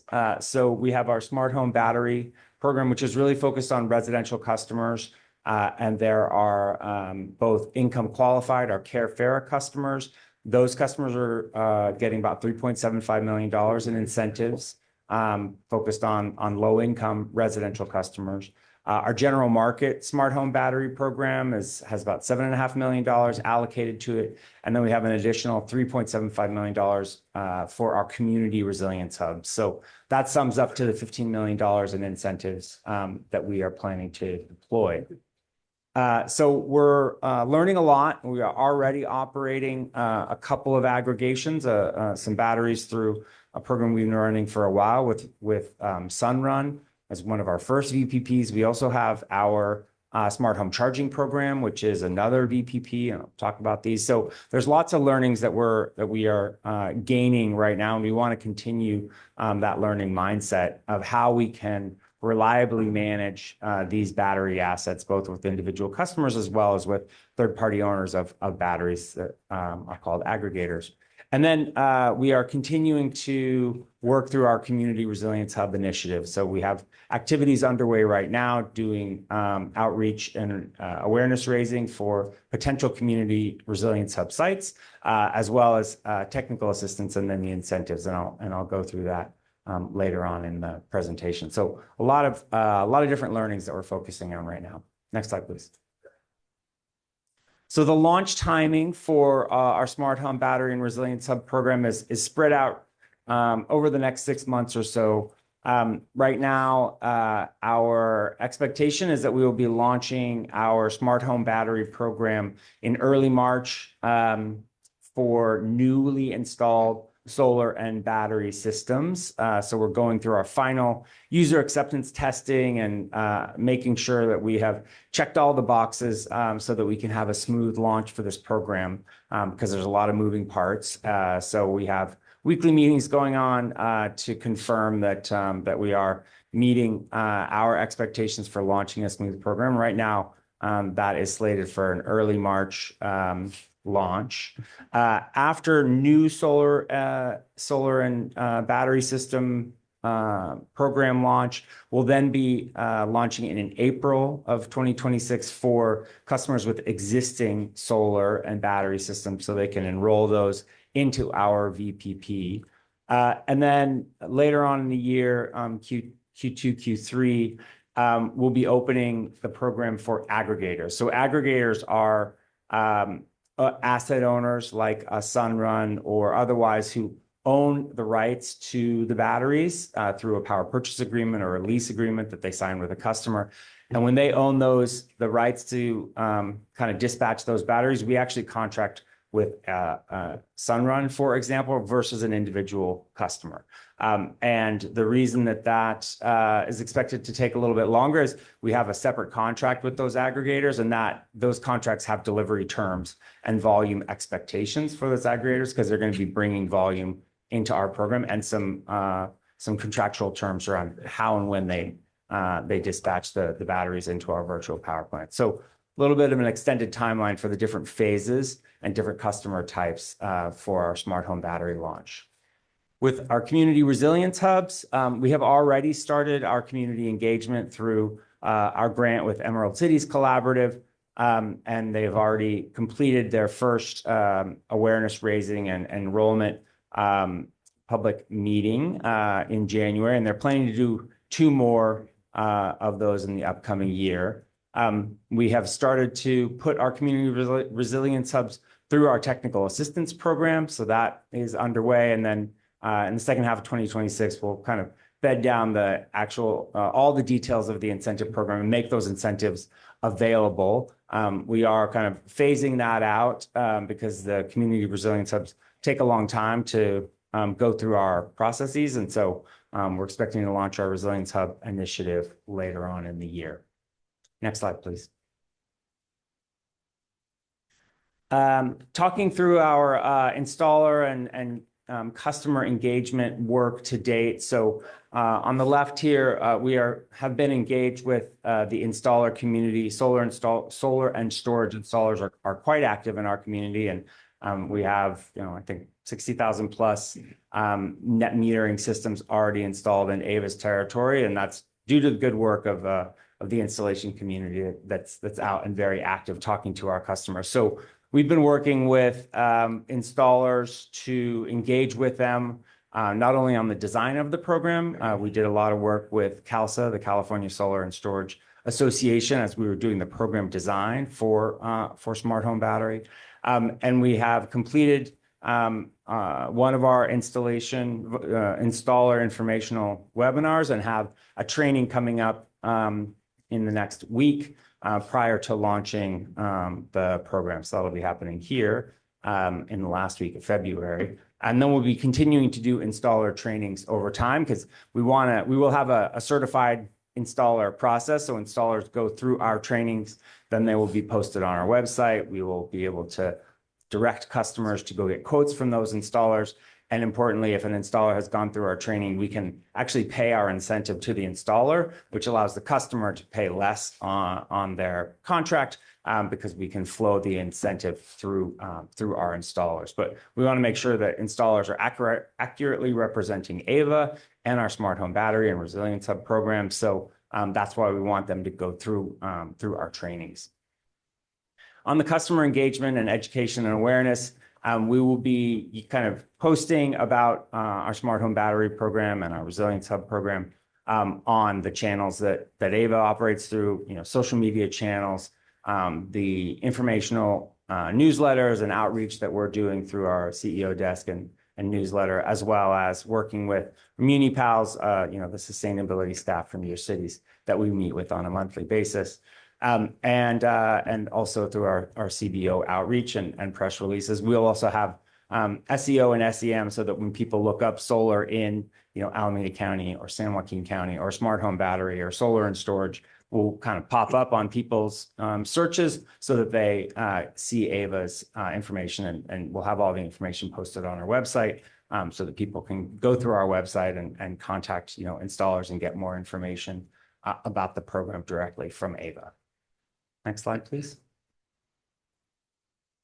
So a little stage setting here, we do see solar and storage and smart home battery on all of our programs right now as part of our virtual power plant. So we are operating this now through our contracted counterparty that manages our distributed energy resource management system, a DERMS, and that company is Lunar. So all of these different assets that we're operating, roll up into one centralized kind of control system, which is our DERMS. So on our left here, we have our smart home charging program. That's a different program that we're not talking about tonight, but that's operating with about, over 2,000 electric vehicles and chargers. And we're operating and dispatching those assets. We have our smart home battery program in the middle here. That is, our residential customers and our low income customers are our two residential customers that feed into smart home battery. And then we have our resilience hubs. So our community resilience hubs, and then our CMF, our critical municipal facilities projects that Howard referred to earlier. Those are the 8, definitely not easier.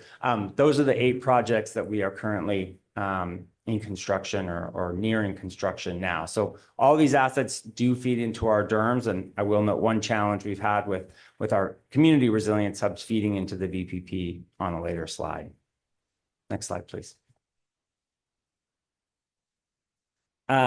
So just confirming kind of where we are with virtual power plants. The schematic here on the right is really to focus and make sure we're all clear on what it is that our VPP and the solar and storage projects that we are facilitating, both with smart home battery and community resilience hubs, are enabling. So the picture on the left here is, an individual home with a solar and battery system that provides backup power, can provide backup power when the grid goes out.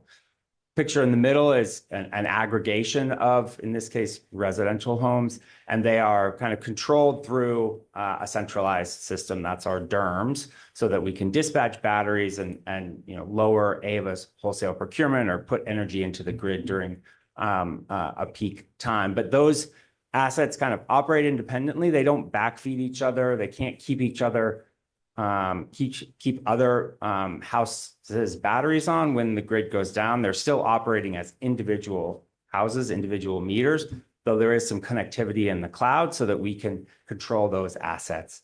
And the picture on the right here is a community microgrid, which is where buildings can kind of feed each other. If one building goes down and there's a solar system on another building, the community or the multiple buildings can disconnect from the grid and keep each other keep the lights on in other buildings during an outage. That is not what Ava's programs, our smart home battery, our community resilience hubs, or our CMF programs are focused on. We're focused on a single site, though we do have some centralized visibility and control of those assets so that we can dispatch those batteries for Ava's purposes. So just wanted to make that clear as we're thinking about how these assets are operating. Hey, JP, let me just add a couple really interesting comments here.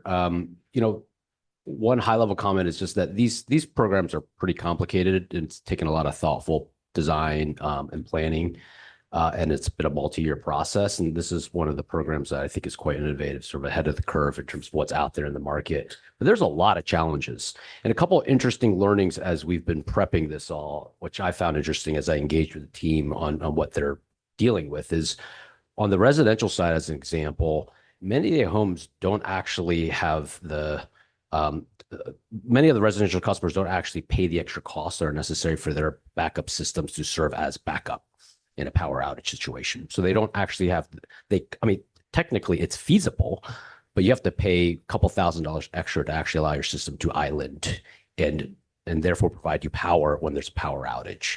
So you may not have a resilience benefit from any of the residential units unless they want to pay that extra money in order to set up their system in that manner.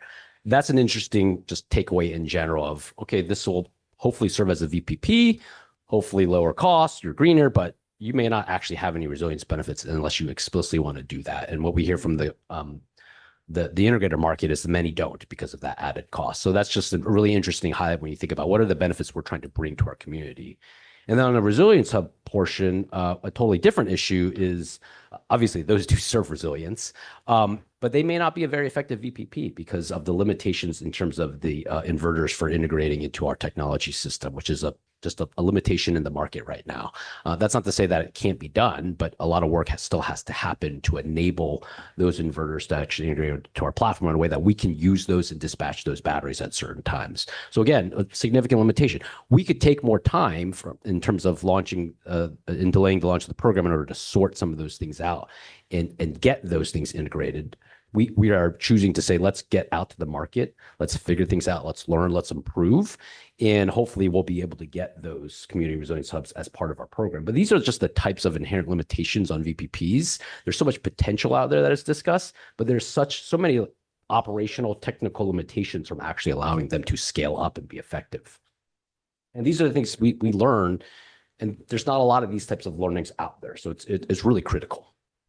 Thanks, Howard. Yeah, those are really good points. And, we have been, there's nuances around achieving the goals. So in achieving the goals of dependable backup dispatch power, we are focused on our residential program on the dependability of enrollment in the VPP. So we have chosen to not require backup for individual residential systems.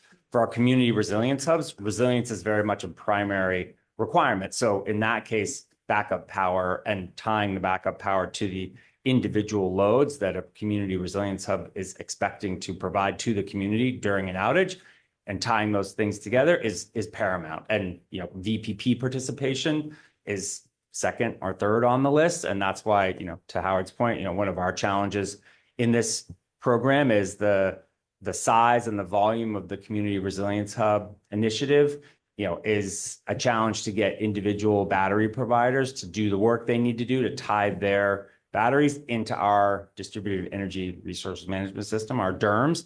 And the cost of that is prohibitive and the timing of that is prohibitive. So we are choosing to launch the program right now, for the second bullet point here, without requiring a VPP participation, because the feedback we've gotten from the market right now is it takes too long. It costs too much money for 1, 2, 5, 10 batteries. It's hard enough for us to get these suppliers to sign up when we have thousands of residential batteries that are planned to connect to our system. And so even with that, we're planning to launch the program, the smart home battery program, with 2 battery suppliers, because we've gotten agreements from 2 battery suppliers to commit to connecting into our backend system. We have other battery suppliers that are very close, and we expect to launch them soon after we launch the program. But it speaks to the maturity of the market right now that connecting these pipes and wires is actually quite intensive. Even once we sign a contract with an OEM, it takes a couple of months to get their systems talking to our systems. So it's not all plug and play right now. And it's part of the reason why we're spending so much time testing these things out, so we can make sure we have a smooth customer journey. So I think I touched on most of these points so far. And, once we do launch and operate this system, there's going to be a lot of requirements on our team that we have resourcing for, to kind of monitoring and managing the reporting and the connectivity of those assets. It's certainly something we're seeing in our smart home charging program, requires a lot of oversight to make sure that the assets that you are expecting to perform are connected, reporting, and performing as expected. Next slide, please. And so lastly, a reminder of what we're doing with our community resilience hub work. So we do have our community outreach and site identification work going. That's through one of our grants to Emerald Cities Collaborative.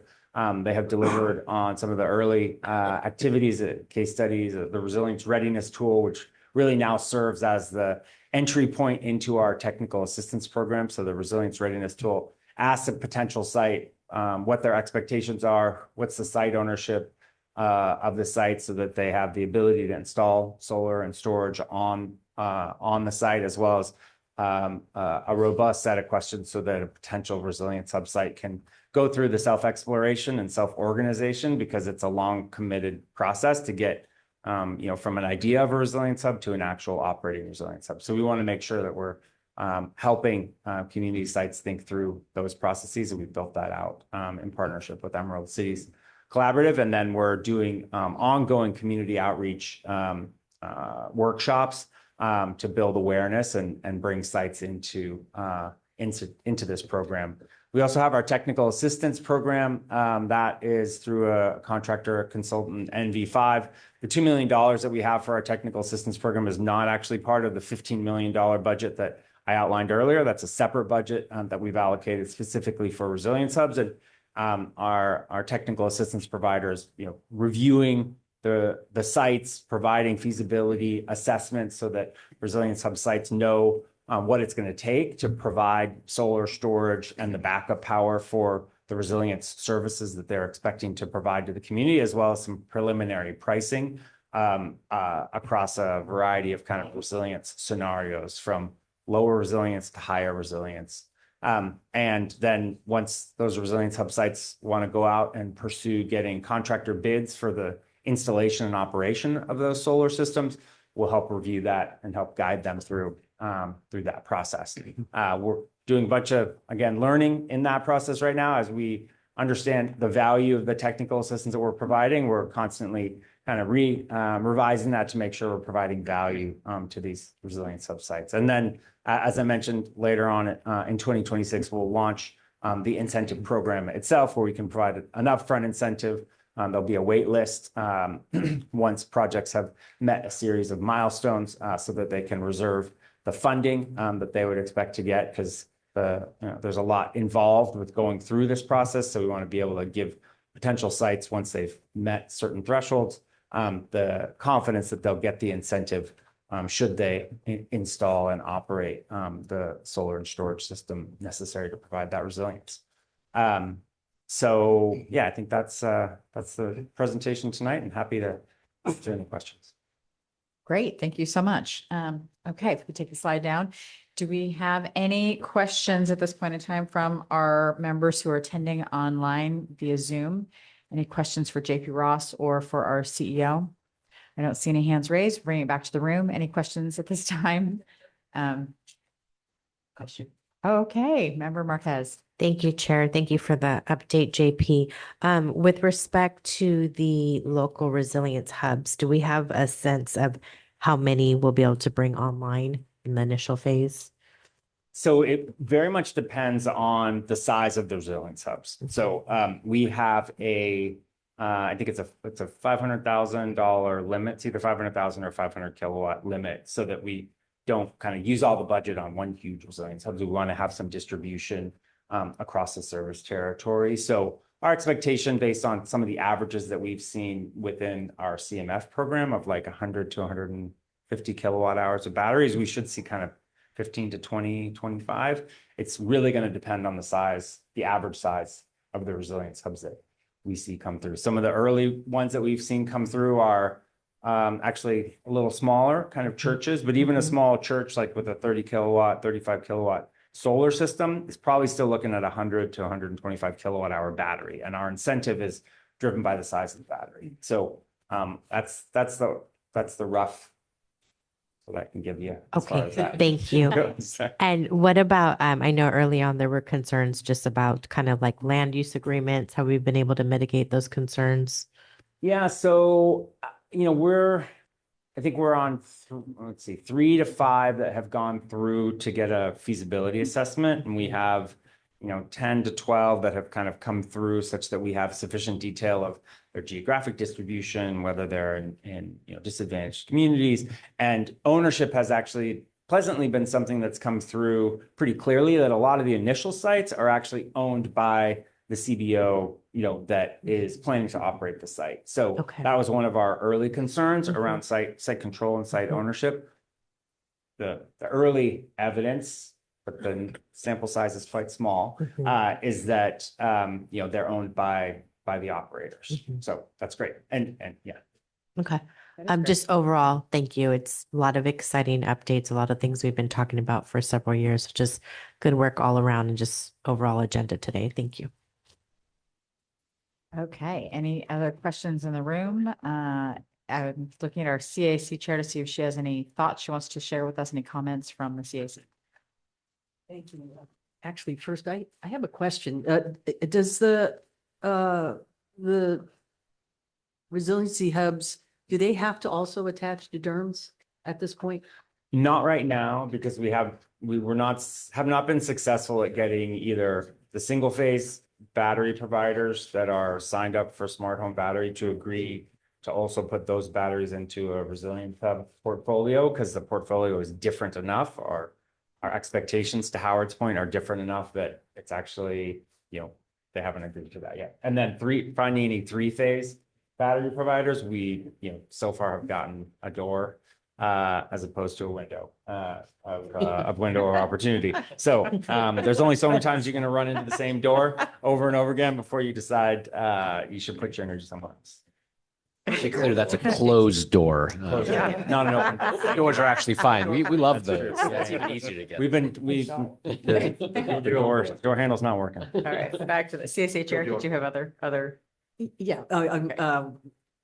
our church, by the way, is in Hayward, All Saints is in the pipeline.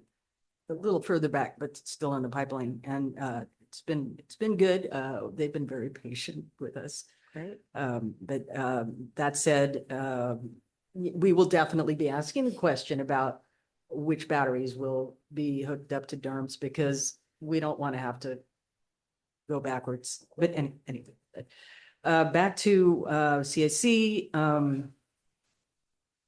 The member Pacheco inquired about demand side modifiers and Ava's roles in managing individual projects. And JP at the time had a great answer to that with these integration connections with DERMS can take up to 5 to 75 hours to manage. And so the certified providers will be managing that. And as we learn, as Ava learns. And there was a question about incentives for the batteries, and JP also answered that question with CARE customers receive $500 per kilowatt hour, and standard market customers receive $90 per kilowatt hour. So thank you very much for the CARE customers.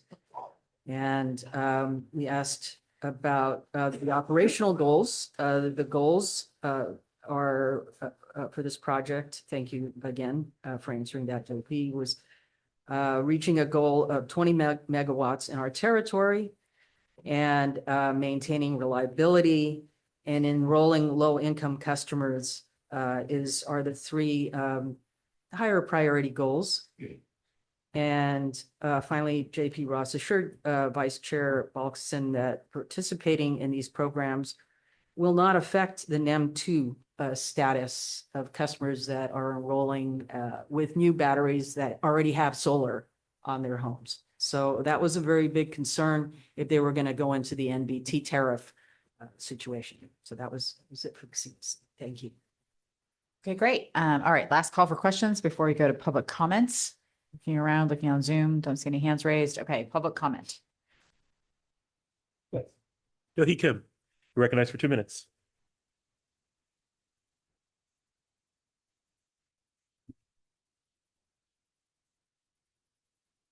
Good evening, board. Wishing you a happy new year and just congratulations on a robust agenda already early in the year. And thank you, JP, for the presentation on the Smart Home and Resilience Hub program. Just wanted to congratulate Emerald Cities Collaborative, Ava's internal team with JP, Allison, Heidi, Local Clean Energy Alliance. We brought in over 60 attendees of the virtual workshop, and we received 5 to 10 requests. LCEA received 5 to 10 emails of, we're interested in the solar and storage incentive program. There's momentum and appetite for this. And just wanted to uplift that the clarification today on the virtual power plant was incredibly helpful. I actually wish that we received that kind of clarification beforehand, and just really excited to ensure the successful implementation of this program. There's a lot of appetite around what does the ongoing incentive mean versus the offered the upfront incentive of the $1,220 per kilowatt hours for nameplate battery capacity. But there is a lot of education and socialization that would be helpful around the virtual power plant. So it would be great for Emerald Cities Collaborative, LCEA, community outreach partners to receive kind of a coherent communication strategy around the VPP enrollment option. And Howard, thank you for explaining that with the market and the technology, it's difficult. So kind of communications around Resilience Hub benefits or resilience benefits with that potential enrollment would be helpful. I agree that it requires to take time to test it out. Just wanted to uplift that Emerald Cities Collaborative and LCA is also looking into solar contracting and solar financing options. We have a lot of sites that are interested in operational staffing, programmatic funding support. And so we just want to continue this open line of communication. And thank you again, JP, for a wonderful presentation. Great, thank you. Any additional public comment? Are there no hands raised at this Oh, time? wait, there is a hand Oh. raised. Yes. Thank you.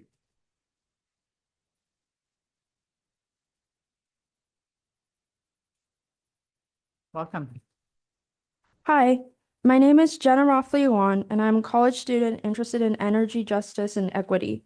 I'm also an intern with Local Clean Energy Alliance. Climate change is our greatest global public health threat as it impacts our access to clean air, food, water, shelter, physical safety, and mental well-being. It also threatens our ecosystems in addition to energy, transportation, water management infrastructure, agricultural production, and cultural resources. For example, in Ava's service territory, 77% of San Joaquin's region residents shared in a survey that they were concerned about the day-to-day impacts from climate change. Flooding and sea level rise are considered to be one of the greatest threats to Alameda County residents. We must uplift the needs and priorities and concerns of frontline communities, especially low-income communities of color, so that everyone shares in the environmental protections and benefits. Community resilience hubs and pathways to secure clean energy are solutions to what we're fighting against with the current federal administration and for what's coming due to climate change. I support AVA's Community Resilience Hub initiative and solar and storage incentive program, and I hope our public agency continues to meaningfully collaborate, promote energy democracy, and support resilience hubs, not only with clean energy solutions, but by incorporating meaningful engagement and input from community partners to improve design of this program and financially supporting their essential life-saving services, programs, operations that make them trusted community spaces in the face of climate disasters. Thank you. Great, thank you for your comments. Just want to make sure I don't have any other public comment at this time. There are no hands raised at this time. Okay, I am now closing public comment on this agenda item 13. As I mentioned before, this is an informational item. If we have any comments at this point in time, we do from Member Balch. Yeah, thank you very much, Chair. So I appreciate the presentation, JP. And since I've been around now, I feel like a bit of time, I've seen you evolve through it. So I'm going to restate things that I'm concerned about, but I think you're already addressing. So you're not having to take notes. Don't worry, you can watch the tape. So as you and I have talked about in the past, when we did the induction cooktop conversions, the challenge is each home is unique. Each home represents its own unique challenge, and you don't really know until you get there. So I hear that now resonating here. Lesson learned, and you were there for that and head up that. So I'm sure you're already thinking about that. The installers are critical because they're representing AVA. So that's our customers' interaction with our organization. That is important to me. I appreciate the training that you're doing with it. I just want to say thank you because that is AVA's brand and brand awareness and how we look. So you can already tell through your presentation that you have thought of the customer experience. I know you guys think about that a lot, but if that installer isn't in the same goal patterns that you are, it could really dissuade adoption. I will also say DERMS security. I remember I said it, hackability, resilience to that type of, we're a connected world. My concern is that we don't absolve ourselves simply by contract, that we are actually doing something to protect the customer. You could see someone potentially an AVA customer having a discharge event when they shouldn't have, and then them wanting to blame someone that they should be. Maybe they are able to be an island to themselves, and we've discharged their battery at a time when their grid goes out. So I think you think about that, but DERM security, given now it's becoming so essential, I don't want to absolve ourselves via contract. That's not what I think our responsibility should be as we do this. And then lastly, I think what you presented is actually really good. I asked about, can I use my neighbor's house to charge me when the power went off? He told me no. But where do we want to be in 20 years, right? And so I think this is a hard road, but I do think that is that concept, right? How do we become innovative? How do we think ahead? How do we manage our grid? So I appreciate where you're going. And I didn't want to put it in comments or questions. I just want to put it in comments because I think you are thinking about these things, but I just want to make sure I state them. Thank you. Great, thank you. Any other comments at this time before we move on? Okay, I would just add, I'm going to actually amplify what Member Marquez said earlier. I appreciate the attention and engagement of our staff and of our board members, as basically, all three of the meaty agenda items tonight are laying the groundwork for future action items. So these are important concepts and important projects that we're talking about, and even though we didn't take any action this evening, these will come back to us for future action. So again, thank you all so much for your attendance and your engagement. Closing out agenda item number 13 now, and heading to agenda item 14, which is board member and staff announcements, including requests to place items on future board of director meeting agendas. I have one quick highlight, which is that our CAC applications are still open, but Friday is the last day. So if there are any referrals or interested parties, please make sure to get the information over. We've been trying to publicize that as much as we can. Thanks. Great. Any other announcements? Oh, yes, Vice Chair. So I want to give a big thank you to Staff Round Communications. I think it's your team, but whoever team it is. I got this email from Ava Community Energy. What's changing in your electric bill in 2026? It starts as your local +++, not for profit +++, electricity provider. We want to start 2026 with transparency +++. About what's ahead for your energy bills. We know that electricity costs are high and that bills are hard to decode. You're hitting all the buttons in the first paragraph. I think this is awesome communication. We hope this information will help clarify all the different meetings, all the different messages out there, because there are competing messages. Yes. And we're saying we're working to set the message to make it clear. So then you go on to say, in 2026, Ava is lowering electricity generation rates by 20% or 15%, depending on your plan. All of this is within like the first 3 sentences. That is effective communication. And then skipping just a little bit, at the same time, PG&E increased its transmission and distribution rates, which make up the majority of your bill. So we're making it very clear that we're not the big component of your bill. Ava's generation rate decrease helps offset those increases. Plus. All of this is done within like the first 100 words. And to me, that's very powerful. That's effective communication. And it enables those that want to know to get the information very quickly. And so I commend you on the time and energy that went into selecting the right words in the right order with the brevity that was necessary to make the impact. So well done. Can I just, a small follow-up? Thank you. I want to commend our communications team for that, but there was multiple people across the agency that contributed to this because it was a difficult message and we knew that we had a small span of time, a small amount of attention to get that point, many points across. But I just want to share that we have been rolling that out in sort of batches in anticipation that it could generate some additional volume to our call center.